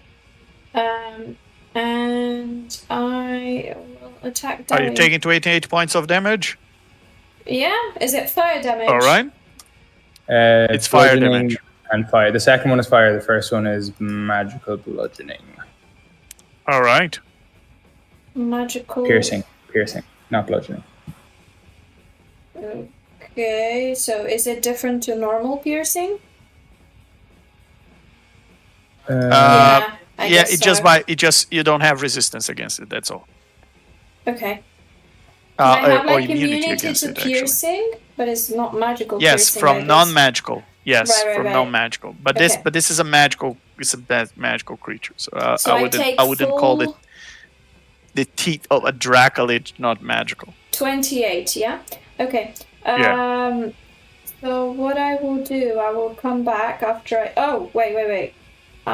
So after I drag Midge away from there, I as a bonus action, I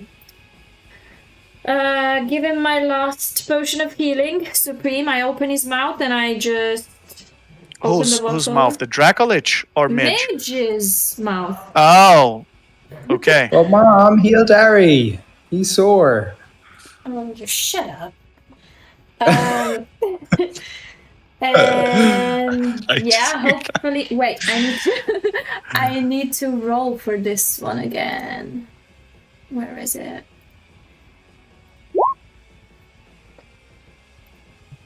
I don't know why it's putting 2 times, but anyway, 45. Okay.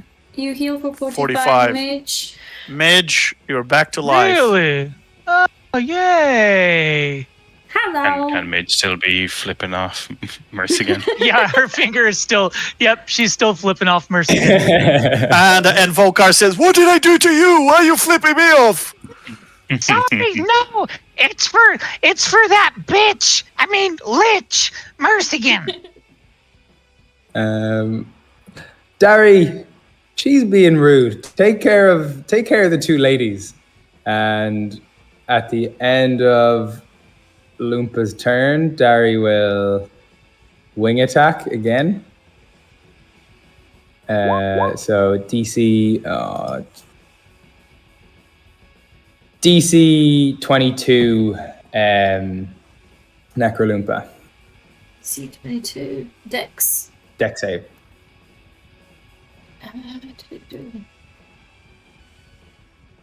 I failed. So take whatever it was there. 13 13 points of bludgeoning damage. it's Actually, half she of- doesn't take I know, any. I'm immune. She doesn't take anything because that would be just That's not my, yeah, that would just be Ooh. air blowing. If you can call air blowing here. But is she knocked? And it says knocked prone. Is she knocked prone? There's no knocked prone in space. In the You're space. so right. You turn her Dari. 180 Silly degrees. Dari. Silly Dari. And then he's There's Dari's not so- even air here. It's He technically will, not air. Listen, Yeah, he will move right. especially By the way, what is Dari's intelligence? Dari's intelligence is 16. Okay, so his speed is 50. 50. wait. Yeah. Why did Darren move? Because I Necrolumpa. haven't even finished my action. Oh, Yeah. sorry. Yeah. I thought you had done your action bonus action. Sorry, my bad. So Necrolumpa, go ahead and finish your turn. Wait. So I'm still like I'm going back here next to him. Yeah. And just because you said like he turned me 180 degrees, is it? Yeah. Just in like those creepy movies. But he can only do that. He can only do that at the end of your turn, Necrolumpa. That's a legendary action. Oh, that would have Yeah, been. That would have been just. I prefer it before my action. Because I want to do that creepy thing from those doll movies. Where your that head just turns around. literally- and then like Okay. show like a Okay. evil face. Fair enough. And then I'm like, Okay. "Ooh, ha ha ha ha." And then Oh, you can do better than that. Come on. No, I Let's Come hear on, that laugh. Necrolumpa. Scary the hell out of us. Come Now, on. Legend, you help me with one of those sounds it, that roar. does that. No, that's not gonna work. the roar. You mean like this? That's the one. Yeah. Oh, and that's Mercigan's favorite laugh. I know. Oh yes. I love it. Sister. So I will booming blade with my sunblade. Okay. How? Not So very. you went to Midge, you healed her, and then you got back to Yeah. hit the. Yeah. Okay. Does a 17 hit? It does not. No, it's a 19 to hit. Oh. Oh, I guess I'm not hitting because I rolled a 60. Do I have advantage though? Don't you have 2 attacks? Yeah, I do, but I rolled badly. I rolled a 16 and a, what was it? 17. Don't you Oh, get Bardic yeah. Inspiration? Yes, you do. Oh. And guidance. Oh Guidance my is gone God. by this point. A bardic inspiration Oh. is expiring as well soon enough. So I'm adding another 10 for 1, so clearly it's gonna hit. A d12. Yeah, and another Oh, yeah. 9 for the other one. So yeah, it hits. Both of them hit. One does hit. The All other one right, as well. So and it's a 9. and as I understood, Derry moves half of his speed towards here, right? Yeah. So you can roll the full damage of the Booming blade. booming blade. Mm-hmm. So that is 6, 7, 8 d8. Go ahead. So your sword is 1d8 plus 3d8. You are in Blade Song, so that 43 should plus give 14. 40. That is 57. 57. 43 plus 14 from the Sunblade. It has a plus 7 on 2 attacks. Yeah, he has a plus 12 when you are in Blade Song. Oh. Because you add plus 5 from your intelligence so as plus well, another and it 10, doesn't add so automatically. 67? Did both attacks hit or just one with the bardic inspiration? Just one. Both. Wait. Bo- What do you mean? Both? Of both? them? No, you just change one. It's one bardic inspiration. Oh, just okay. But it would still but the calculation is correct. It's 8d8 plus 12. Okay. That's the total damage. So then it is 55 in total. 55, yes. Sweet. And you can all hear the thunder sound of the 55 slam points of radiant and thunder damage that she hits Derry with it. And Necrolumpa, is that the end of your turn? Yeah, I can't do anything else. All right. Creek, what would you like to do? I send you a DM regarding a question, but you can answer it afterwards. I look at Mercigan since he's within range, and I'm going to use bonus action Unsettling Words on him. Oof. And Creek thinks for a second, thinking of all the moments we had, and he says, "Well, Mercigan, I didn't expect this. I'll tell you this. I don't exactly hate you for this, but if you were on fire and I had a glass of water, I would drink it instead of putting you out." And a tear would float down his chin, but it because there's no gravity, it flows off into space. And with that, your next saving throw, you have to subtract 9 from it. Wow. Oh. And then I'm going to move It's a lot. 40 feet right over here. And I'm going to hold my action.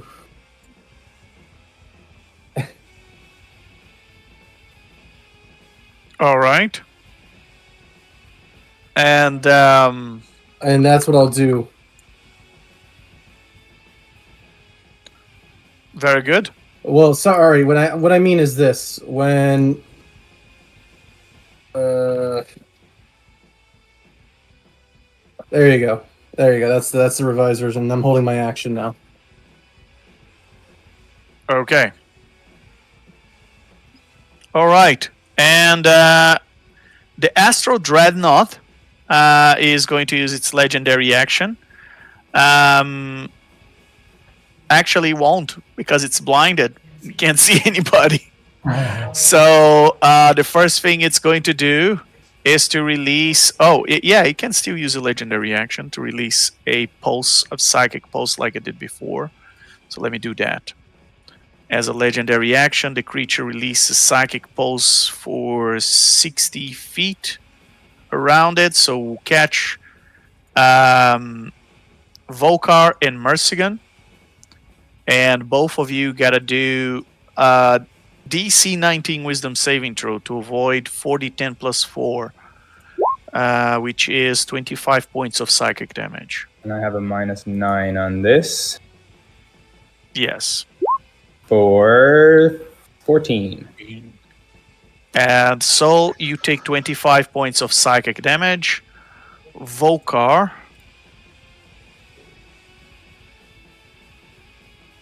Vocar fails this. It's unbelievable.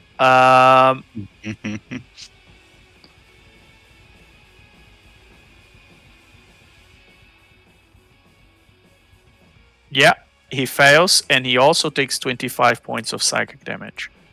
All right, and now this creature is can't see anyone, so it can't target anyone, and because it's blinded, it can't use its anti-magic cone. And with that, the creature's just gonna move forward, I guess. 80 feet this way. It's just zigzagging its way. It's wobbling around. And then it's going to roll a save, a con save 21 to see if it comes out, and it does. And it's no longer blinded. So from the next turn, fun is over. And let's bring Cyril back. And Derry's turn. What is Derry doing? We're going to roll a d6 to see if he recharges his breath, which he doesn't. So he is going to take his 3 attacks. If I can find my extras. We'll do... First, that makes 3 attacks, 1 with its bite, 2 with its claws. We're going to do 1 on Mage and 2 on Loompa. All right. We'll do the bite on Necroloompa, which is a 27, which is the same as last time, for piercing, and then the fire. Oh, there it is. So however much that was, 26. Second one on Necroloompa, which is a claw attack. I'll use shield, by the way. So that puts you at 28. Yeah, and So So the the 31, the first. 31 hits, but everything else misses. Yeah. So the second attack is to 11, and then the second claw on Mage, 29 to hit. Yeah. For another 11. Okay.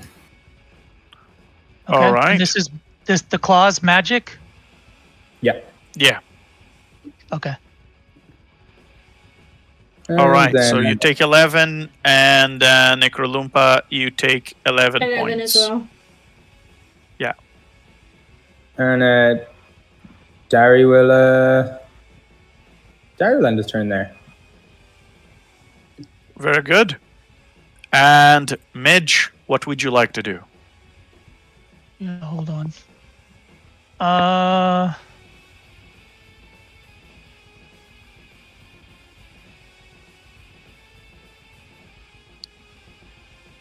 Sorry, all of my spells deal.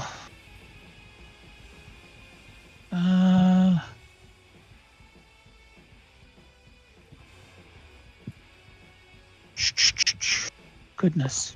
Everything I have is poison or necrotic damage.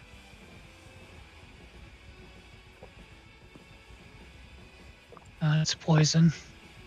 Give me a second. I'm searching through my spells. Who's after me? No one. I'm not letting Mercigan. I'm not. No. Give me a moment here.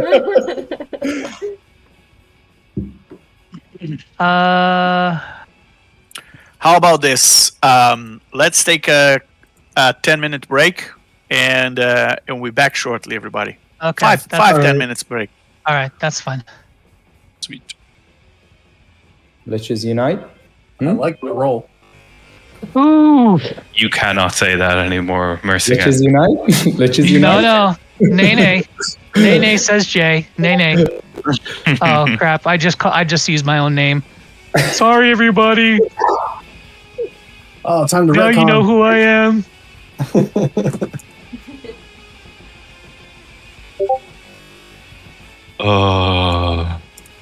There's so many red. Is that a disco ball on the waiting? Like, what is this thing? I love the nose on this one right here. Okay, I agree. He makes me And think then- of Qui-Gon Jinn. This one reminds me of. Do you remember Mars Attacks? Did you ever see that movie? Yes. Yes, Oh yes. my. Oh my gosh. god! I forgot about that movie. What a great movie. What a great movie. That is a classic cult. Classic. I Yeah, might watch that tonight. That movie's great. so good. All right. Let me bring you all back to the fight. As you. All right. And are you all still seeing a red circle on the screen? I've deleted already 3 times. No, it's gone on my I don't screen. I see it. can't see it. Yeah, I can't see All it. right.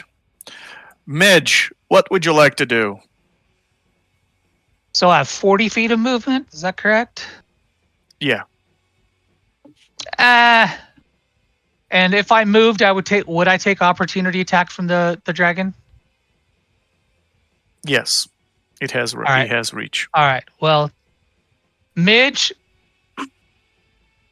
after getting clawed by the dragon, is going to turn around and look at Mercigan. And she's going to grab her jaw and just pull open her mouth. If you've ever seen Candyman, where all of the bees come like swarming out of his mouth, there is... It's a line 300 feet. So directly at Mercigan, except it's just this swarm of bees right at Mercigan. Let's see, what level am I going to do this at? You're aiming at Mercigan. At Mercigan, I have 300 feet. Okay. Range.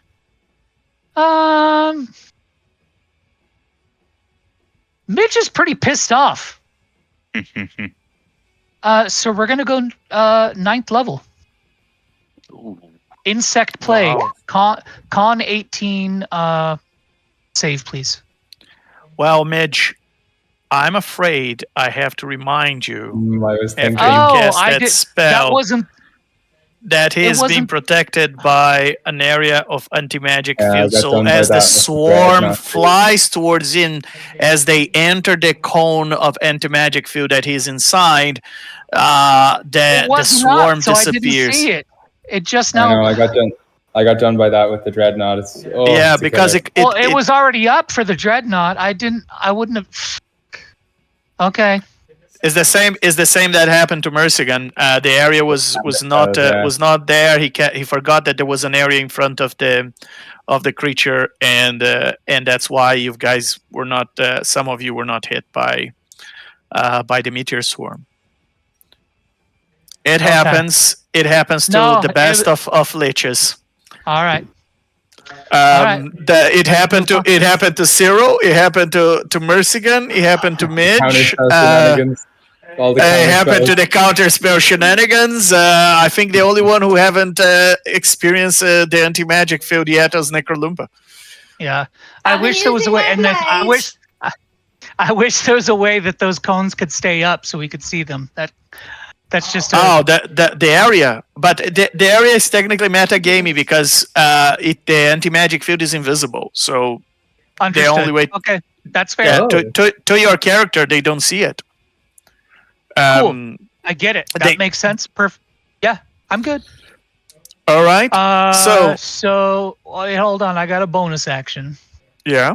Let me see what I want to do for a bonus action. Is it still Mercigan, by the way? Is it not Morgan now? No, it's Morrigan died. This is Mercigan, a second copy, a backup copy of Morrigan. Right. You know what? As a bonus action, No, it's gonna go away because it's a concentration spell. It's fine. We can move on. All right. And Yeah. and Mercigan, we're back at you, and you're blinded. Mercigan is blinded, so Mercigan is going to move to his 3 o'clock. To there. And then he is going to just spin around in circles. And when he hits 10 o'clock, he is going to cast a 6th level fireball. Since he left the anti-magic, should I do it now, Legend? Do it. Yes, Do it. that Oh, was your boy. trigger. Although Man. you wouldn't exactly know when he leaves the anti-magic field because when you he can't see the stopped. anti-magic. I'm assuming when he stops, because I'm thinking that's the amount of distance he needs to travel to leave it. All right. My fireball would land around there. All right, so good. I can cast it. Let me see. How far can this go? Oh, okay.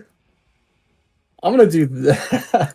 So Creek starts playing a very spacious song, and he says, "Oh, I look at the stars. Oh, so many things I can see. When I look at the stars, it makes me want to wish. I wish to cast the spell of the darkest star." And Creek will cast the 8th level spell Dark Star right there for the Awesome. what's his name? Dreadnought and Mercigan. Very good. They need to do a con 20 save, or they will take 8d10 force damage. Actually, let me just copy and paste this, because there's a few things that happen while you're inside that area. So the spell creates a sphere centered on a point you choose within range. The sphere can have a radius of up to 40 feet. The area within the sphere is filled with magical darkness and crushing gravitational force. For the duration, the spell area is difficult terrain. A creature with dark vision can't see through this magical darkness, and non-magical light can't illuminate it. No sound can be created within or pass through the area. Any creature or object entirely inside the sphere is immune to thunder damage, and creatures are deafened while entirely inside it. Casting a spell that includes a verbal component is impossible there. Any creature that enters the spell area for the first time on a turn or starts its turn there must make a Constitution saving throw and take 8d10 force damage on a fail save or half as much on a successful one. A creature reduced to 0 hit points by this damage is disintegrated. A disintegrated creature and everything is wearing and carrying except magic items are reduced to a pile of fine gray dust. And that's a DC 20 con save, or take 39 force, or half on pass. DC 20 con. 2 lucky points definitely getting you. Oh, never mind. And the Astral Dreadnought passes. So they just take half, but they're still deafened and everything. Did Mercigan already get his -9 Yeah. save? Yeah. Oh, okay. Does Mercian's fireball go through even though he passed? As in because he can't cast it with the verbal. Yeah, it Pass. wouldn't go through. It wouldn't Okay. go through. Because the reaction of Creek resolves first. Where's first? Sweet. And that's a concentration up to a minute, so I'm just gonna keep that there as this giant black hole that's- star. 39 points of force damage, right? Or on half Mercigan? if they pass. You've passed, so you get 19 back. And the Astral Dreadnought passed, so he takes 20 points of force damage. And yeah, and every turn they start in there, they gotta do the con save again.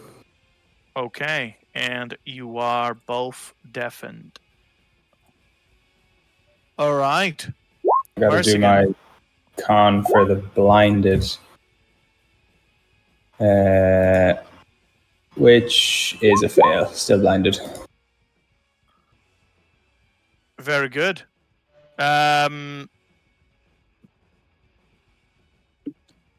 Cyril, what would you like to do? Cyril, seeing what Freak has done to Mercian, is going to... Actually, no, never mind, sorry.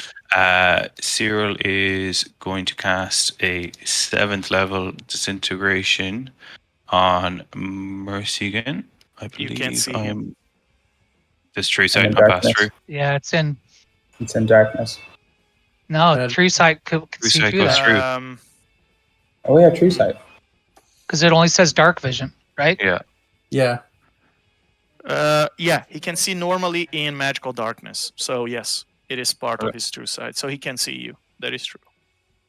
Perfect. So 7th level disintegration All right. for a 99 damage. And I am going to use my reaction to guarantee a hit using conversion future. All right. So Marcigan, Can't even counterspell because I'm blinded. you're blinded, you're deafened. And Mercian is toast. And Cyril, let's make this nice. Let's make this nice. Where's the little here? Pachoo! Zoomies. Has to be green, Legend. Come on. Green. Okay. Green. No, that one was good. Use Whatever the you just slam. did there. Yeah, that Oh, was that's good. good. Yeah. Well, Pachoo! There you go. Then we need there's a bomb one in here as well. There we go. There we go. Wow. I will And continue to Marcigan, take this for the What good are of your the party. what would be your last words? So he's blinded and deafened. Mercian is going to say, although I was a part of Vecna, Necrolumpa was the best person I was contracted to. And then the disintegrate hits him straight in the jaw.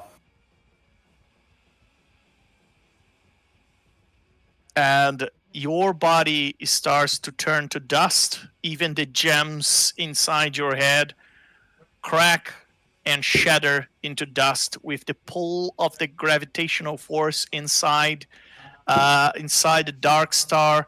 Mercian, you were crawled to dust, and now there's no more Mercian. There's But no the magic more items are familiar. floating. There are magic items floating around, though, right?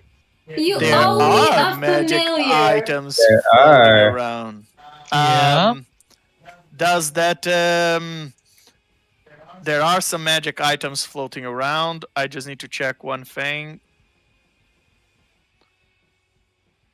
I need to remember what he had. you can just see the magic items swirling inside there. Yeah, and as well, you can see the magic items for Mercian are the only thing left, which means Mercian, what did you have in your inventory?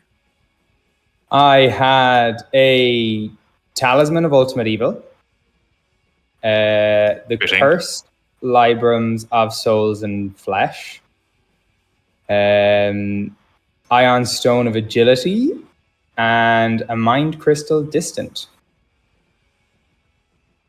All right, the one that Vocar. You wouldn't have the Mind Crystal Distance because that one Vocar gave to Morrigan. Yes, my bad. All right, so a Talisman of Ultimate Evil, an Ion Stone of Agility, and a Cursed Libran of Souls and Flesh. But we still have this Dreadnought. Yeah, we still have this Dreadnought and Draco Lich to deal with, though. And the Dark Star's still there. And there's still Derry. Derry didn't go anywhere. Yeah, that's what I'm Yeah. saying. That we still have the Exactly. Draco Lich to deal with. Yeah. So, Mercian, you still have some damage to do. Derry can still avenge you. All right, Cyril, what else would you like to do in your turn? Is that the end of your turn? Cyril's just going to move a little bit closer, not too close. He's just going to move up a little bit, and he's going to look at Necrolooper and Mage and say, 1 down, 2 to go. The 2 hard ones. We got this. Questioning himself as he says it. We got Vocar with us. I have faith.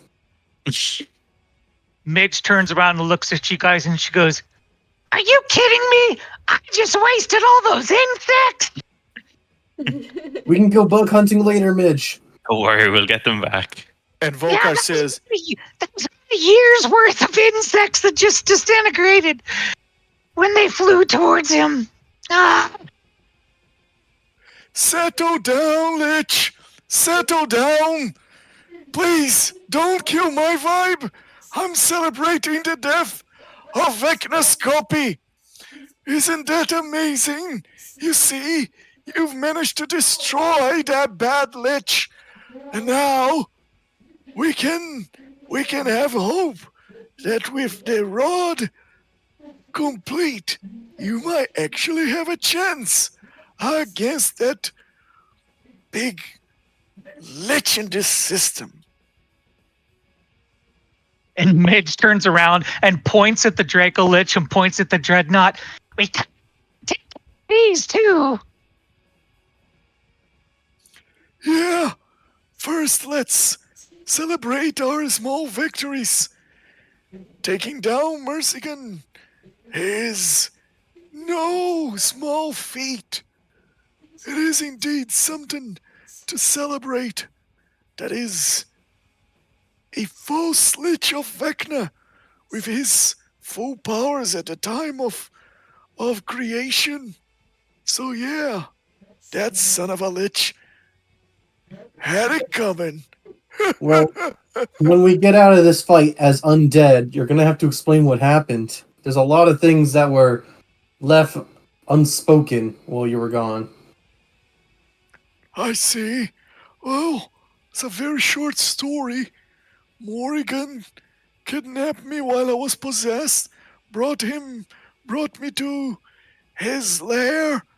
Then Vecna arrived.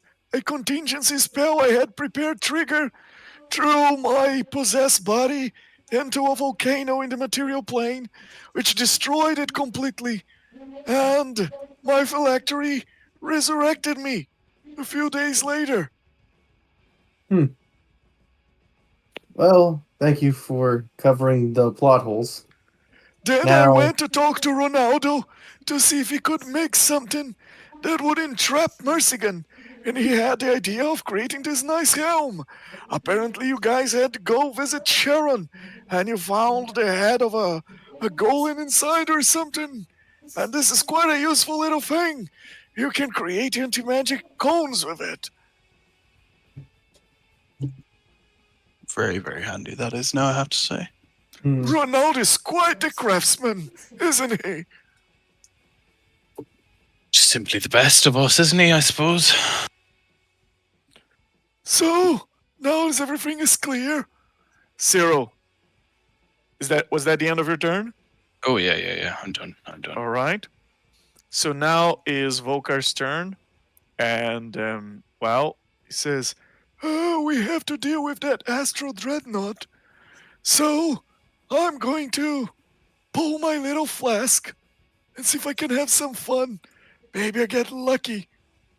And he is going to use his Iron Flask against the Astral Dreadnought as his Oh action. God, please let this hit. And that's a wisdom save for the Dreadnought. He already spent all his legendary resistances, so it is the real Let's deal. go. Can you roll it so we can see it? Yes, I already rolled, but I was snapshot for you. He rolled. Okay. It's a 17 to pass, and he rolled a 16.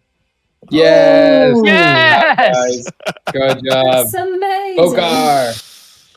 And just like that, the Astral Dreadnought is sucked into the iron flask. And for the first time, wait, I have to. Yes, it doesn't say the Dreadnought can't leave the astral plane, nor it can be banished or otherwise transported from that plane. So this iron flask cannot leave the astral plane. But the Dreadnought is inside the astral plane as long as it's inside the iron flask. Well, we can take it with us wherever we go, at least as long as we're here. As long as it is in the well, here's the thing. Here's the thing about that wording. When they were using the wording astral plane is pretty much everything in the D&D multiverse because it has the wild space systems, the outer planes, and the Astral Sea, which is the empty area of the astral plane. So if was to give a broader interpretation, you could take this Astral Dreadnought anywhere. But I think in here the intended purpose was to refer to the Astral Sea rather than to the astral plane, because they mixed up that terminology a lot in the previous edition. Because otherwise it wouldn't make sense. You could just go the whole thing would be pointless. So as long as you are in the Astral Sea, and I would say I would even allow it in the Outlands, because they are in the middle of the Astral Sea.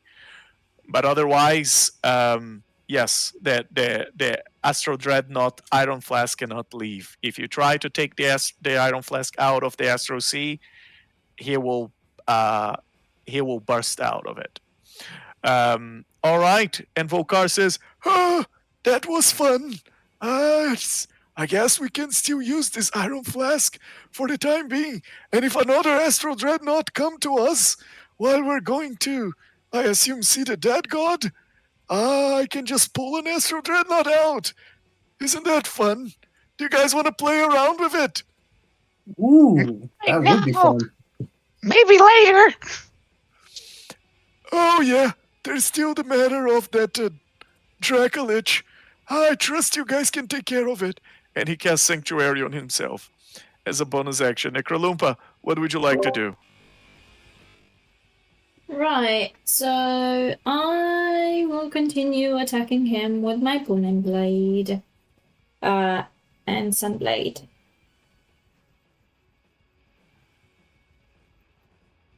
Does a 20 hit? I think it does. It was a 19, wasn't it? It does, yes. And a crit 1.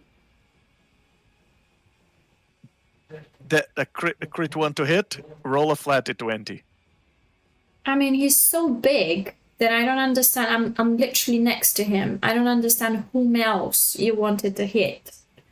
But let's go with it. Just roll a flat at 20 to see if he disarmed you. All right, he didn't. You try to hit him and he parried that attack. Okay. So one still hit. Yeah. Which means I still have the Blaze-Long Actor as well, right? So yes. How many d8s do I go about rolling? It's 48 plus 12. Yeah. And another 48 if moves voluntarily. Yeah. So that is a 25. Should I roll the extra 4d8 in case it moves or not? I'll wait, I guess. I can wait. Yeah, you wait until it moves. Yeah. All right. So that's how much did you say? 25? Yes. All right. And Creek, is that the end of your turn, Necrolumpa? Yes. Okay. Creek, what would you like to do? I guess I'll maintain the Dark Star for a bit longer, just because I want those magic items staying in place. I want them, like floating away. Okay. Okay. And then, all right, I will cast at 5th level. I will shoot Rotham's Psychic Lance. So yet again, you see my magic blade from my mind. How you do that so fast is amazing. Boom! It has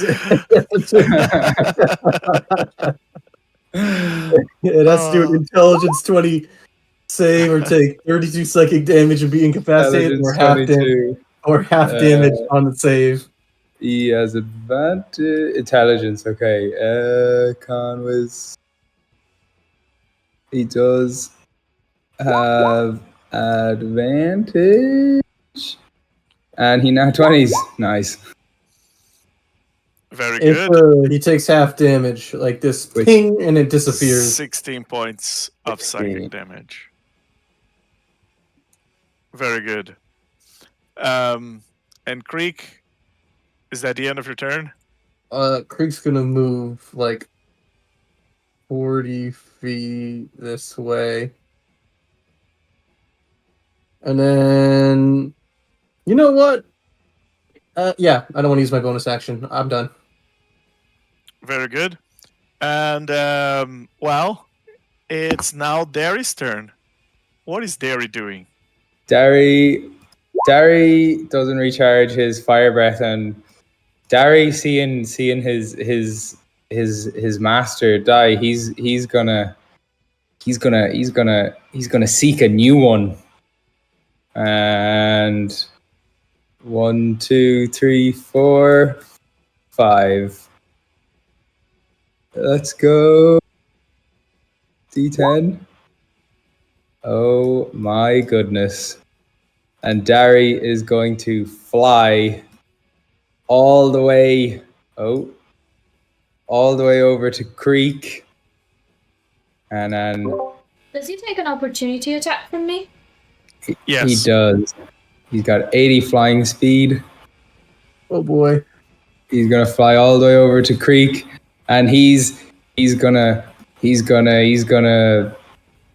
submit to Creek and be like, "Bah, new master, bah." Can I insight so he that? gets the 3d8 as well from me. Yes, he gets 4d8 on top of the opportunity attack. Yeah. Don't kill him. Imagine you kill him here. Don't kill him. He just wants a new father. So, 19. So that's 19. You roll Plus- your attack now. Plus Another 1d8 plus roll 12. to hit. No, roll your attack first to hit. Yeah, you're right. Sorry. Because you did give 19. God, I rolled another crit 1.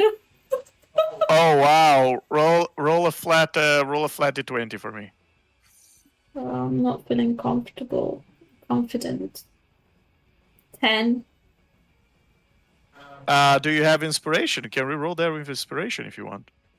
But you don't. I have You lucky spent. point. Okay, but a 10 it's enough. It didn't disarm you, but it almost did. You went to try and hit the tail of the creature. It was flying away, and the tail slapped your hand and almost took the sword out of your hand. Okay, then it gets just 19 damage.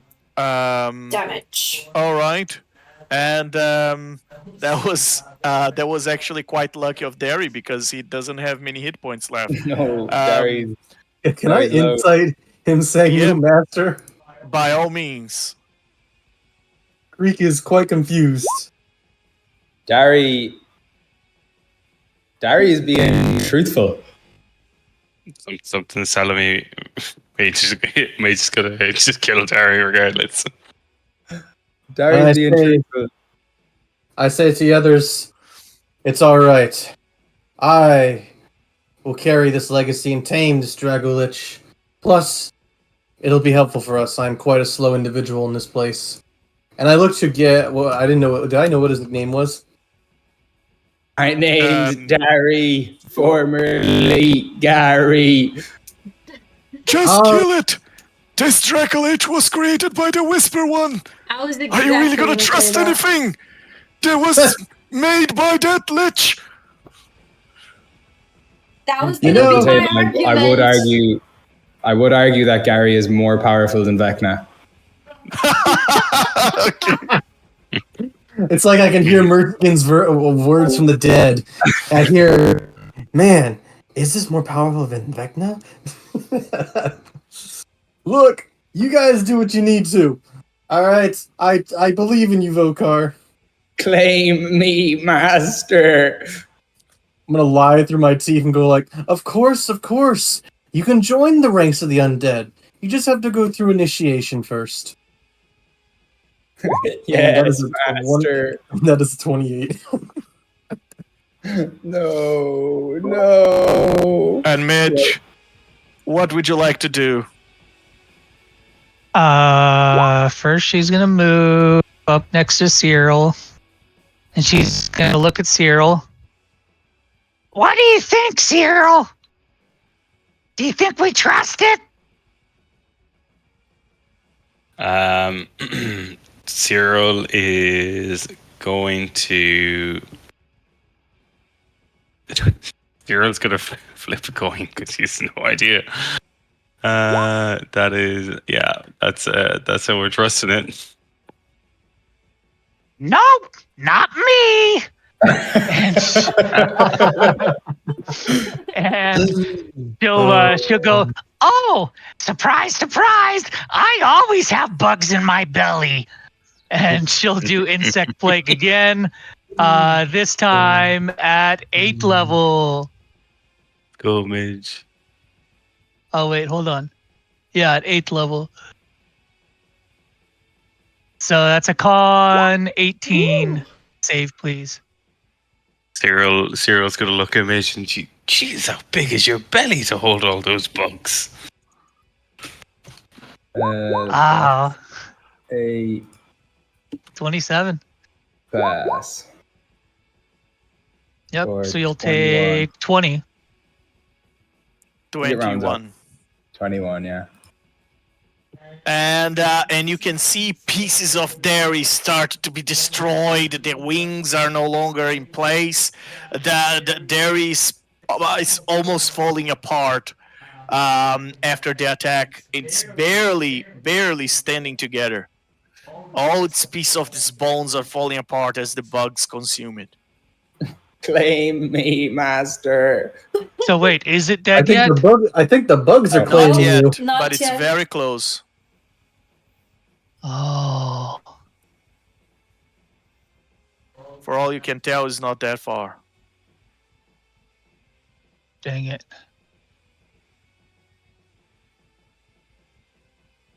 What level spell was that? 8. Oh, no, I'm looking at something else. Oh, sorry, bud.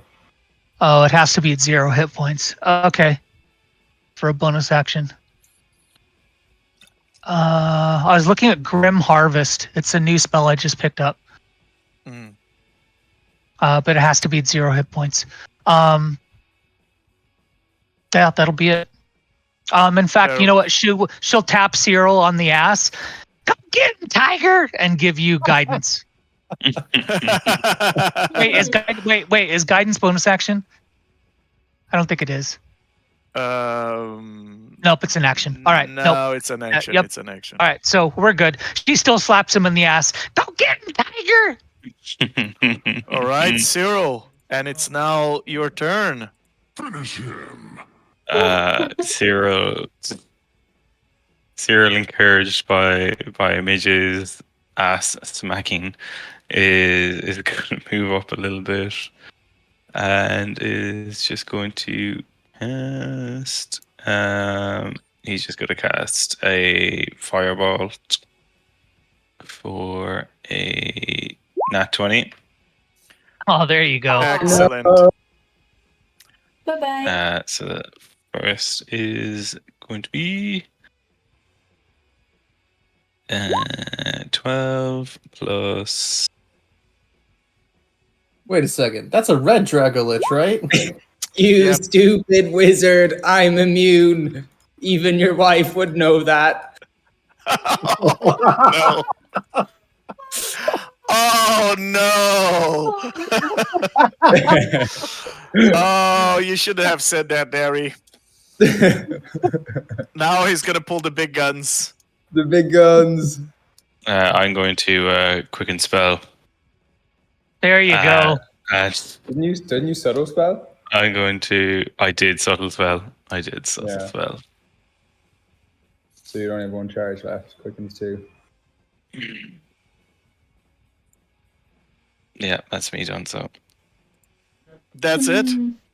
I have no bonus action. I've used my action. Okay. And it's now the turn of Vocar, and he seems very frustrated. Do I really have to do everything myself? You guys are proving yourselves to be a little below my expectations, I must say. Oh boy. Hey, little Derry. Is Derry your name? Yes. Okay. That's a cute little name.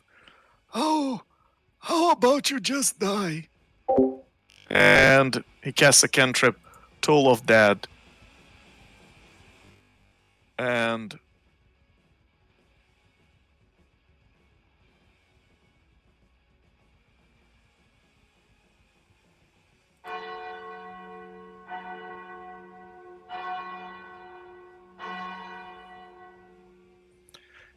it's a DC 19 Wisdom save, but even if Derry passed, he would go because he only has 3 hit points left.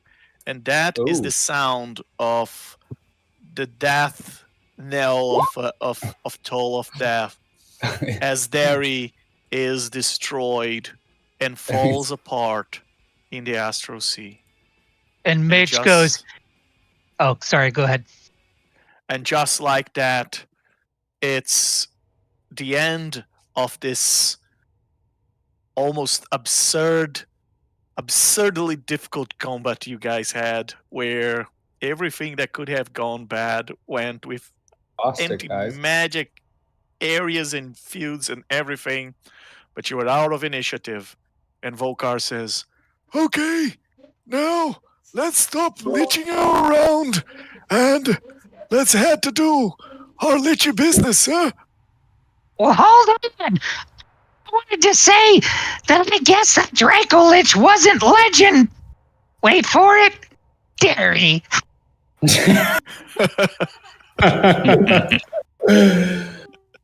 Well, Come on, I've been holding on to that one for a while. I've been waiting for very it. good. Greek plays You the get, you get inspiration for that one, Mitch. I mean, naturally, the player is a bard, so like, I've got to do those things when I can. That's awesome. All right. Are you guys taking those items that were floating? Oh yeah, I dropped the Dark Star so they can go inside it. Okay. Don't touch the book. It's cursed. I know that book from a mile away. You should just burn it, destroy it, disintegrate it if it's possible. I don't think it is. I mean, it's all cursed. Well, this stone may be good. And you can take the stone. Mitch Even would the like to grab the talisman. stone. The talisman's quite good, but a curse. That is not a labyrinth of soul and flesh. There is a tome of still tongue. You open that, and Vecna has you.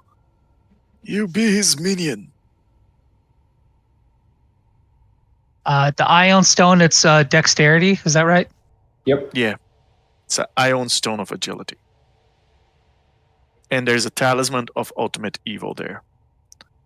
And Vocar, of course, is going to go for the gold. Oh, Yeah! That Lich better have my money! And should I mention that and my he Dark goes- Star destroyed anything that wasn't magical? Yeah. So the Including gold isn't magical. The gold would have been Oh. destroyed. Yeah, the gold was destroyed. Oh, I mean, that's a shame! He died with my money! Oh! Asshole! Well, I think I'm not going to use that book, but it'd be nice to add to the collection, unless anyone objects. Don't touch it. Vecna can see you if you're touching it. That's why are oh wait, I don't have a bag of holding. Oh, Mitch goes, I have a handy sack. oh, that'll work. yeah, I have a haversack, the handy haversack. Okay. So how do you want to put that inside the handy haversack without? Yeah, how are we gonna do that, guys? Because it's floating. Wait. You can just like open it and like, you know, just like, yeah. Can I use like the end of my quarterstaff and just like nudge it in? That's Yeah. technically Yeah. not me touching. Yeah, of course. All right. So while you guys are playing of catching the curse book butterfly, so you So put wait, in what is your- this thing called? What is it called? It's called the Curse Libran of Soul and Flesh, which is Oh my gosh. It's in the chat. Yeah. Holy crap. And I'm just putting this in my haversack, right? Yeah. Yeah. Good luck Okay. with that, Midge. Don't touch it. And who is taking the talisman? The I'll talisman take- has 1 charge spent from it. I'll take The talisman. You gotta be evil. The talisman only works if you have evil in you. And then Creek So pipes up. pretty much with anyone. Yeah, I was about to say, we're all evil, aren't we? Creek not does not all go of you. for it. Creek does not go for the talisman. Really? If you- Creek if you roll- is neutral. Midge Midge is evil. Midge Yeah, is the evil. talisman is very fitting for Midge. Necrolumpa What is it? is neutral. Cyril, you are evil. And yeah. So Talisman. Cyril is between you and Midge. Roll for it. persuasion against each other. So let's see who persuades who. You still have bardic inspiration, so both of you have a d12. That's great. Mine is a 16. Oh. D12, Jay. Plus Bardic, Come on, plus D12. bardic, a d12. You need two. You need Wait, two. you rolled a charisma, not a persuasion, no? Oh, Yeah, the persuasion. it's the same. My persuasion is Oh, -1. It's the Oh, same. okay. It's It's the the same. same score. Yeah. Okay. Hey, Legend, no That's matter who wins, Oh, Midge, you beat by 1, and that's how you get the talisman of ultimate evil. Convinces Cyril that it's better with you. You are more evil than he is. She'll take the stone and toss it over to him and let him have the Ion Stone of Agility. Well, he definitely needs that because he's so slow. I mean, it's can I infect his inspiration since they both use bardic and one of them won? Yes, Sorry, I absolutely. inspired myself with that. do you want it? You want the Ion Stone? Cyril? It increases your dexterity by 2. You can have it. It's not a need for me. Okay. Oh, It'll. you're so nice to each other. Mercy against best mate Midge. Do you want gets the toys. boots of levitation, Cyril? We can discuss this on our way to the god that No. Necrolumpa is very kindly describing earlier. Now let's go. We have to find that dead god. A lich in time saves 9. Oh, That's right. we're assuming that you know the way, Vocar. The precise location. You just think about the place you want to go and you go. That's kind of how the Astral Sea works. I can see you Great. haven't been here many times, but We're there's allowed. no really big secret. We We'll really follow saw your that lead. since you're here, you might, help us get there faster. Oh yeah, of course. That's why I came. Is I didn't want you waiting. I didn't want to wait another month for you guys to find another piece of the rod. Mm. And well, it takes you guys about 63 days. Oh, not a month. Goodness. No, 2 Oh, we're months. done with this now. 63, the equivalent of 63 days. As you finally arrive I blame it on at Vocar. this astral, at the dead god in the Astral Sea, and you can smell the irony, the iron in the Astral Sea nebulas, as there is blood from this divine god everywhere. And if you're asking yourselves, where my token? Those are the little dots there Up at on the the top top. left. And I will wrap this session here. And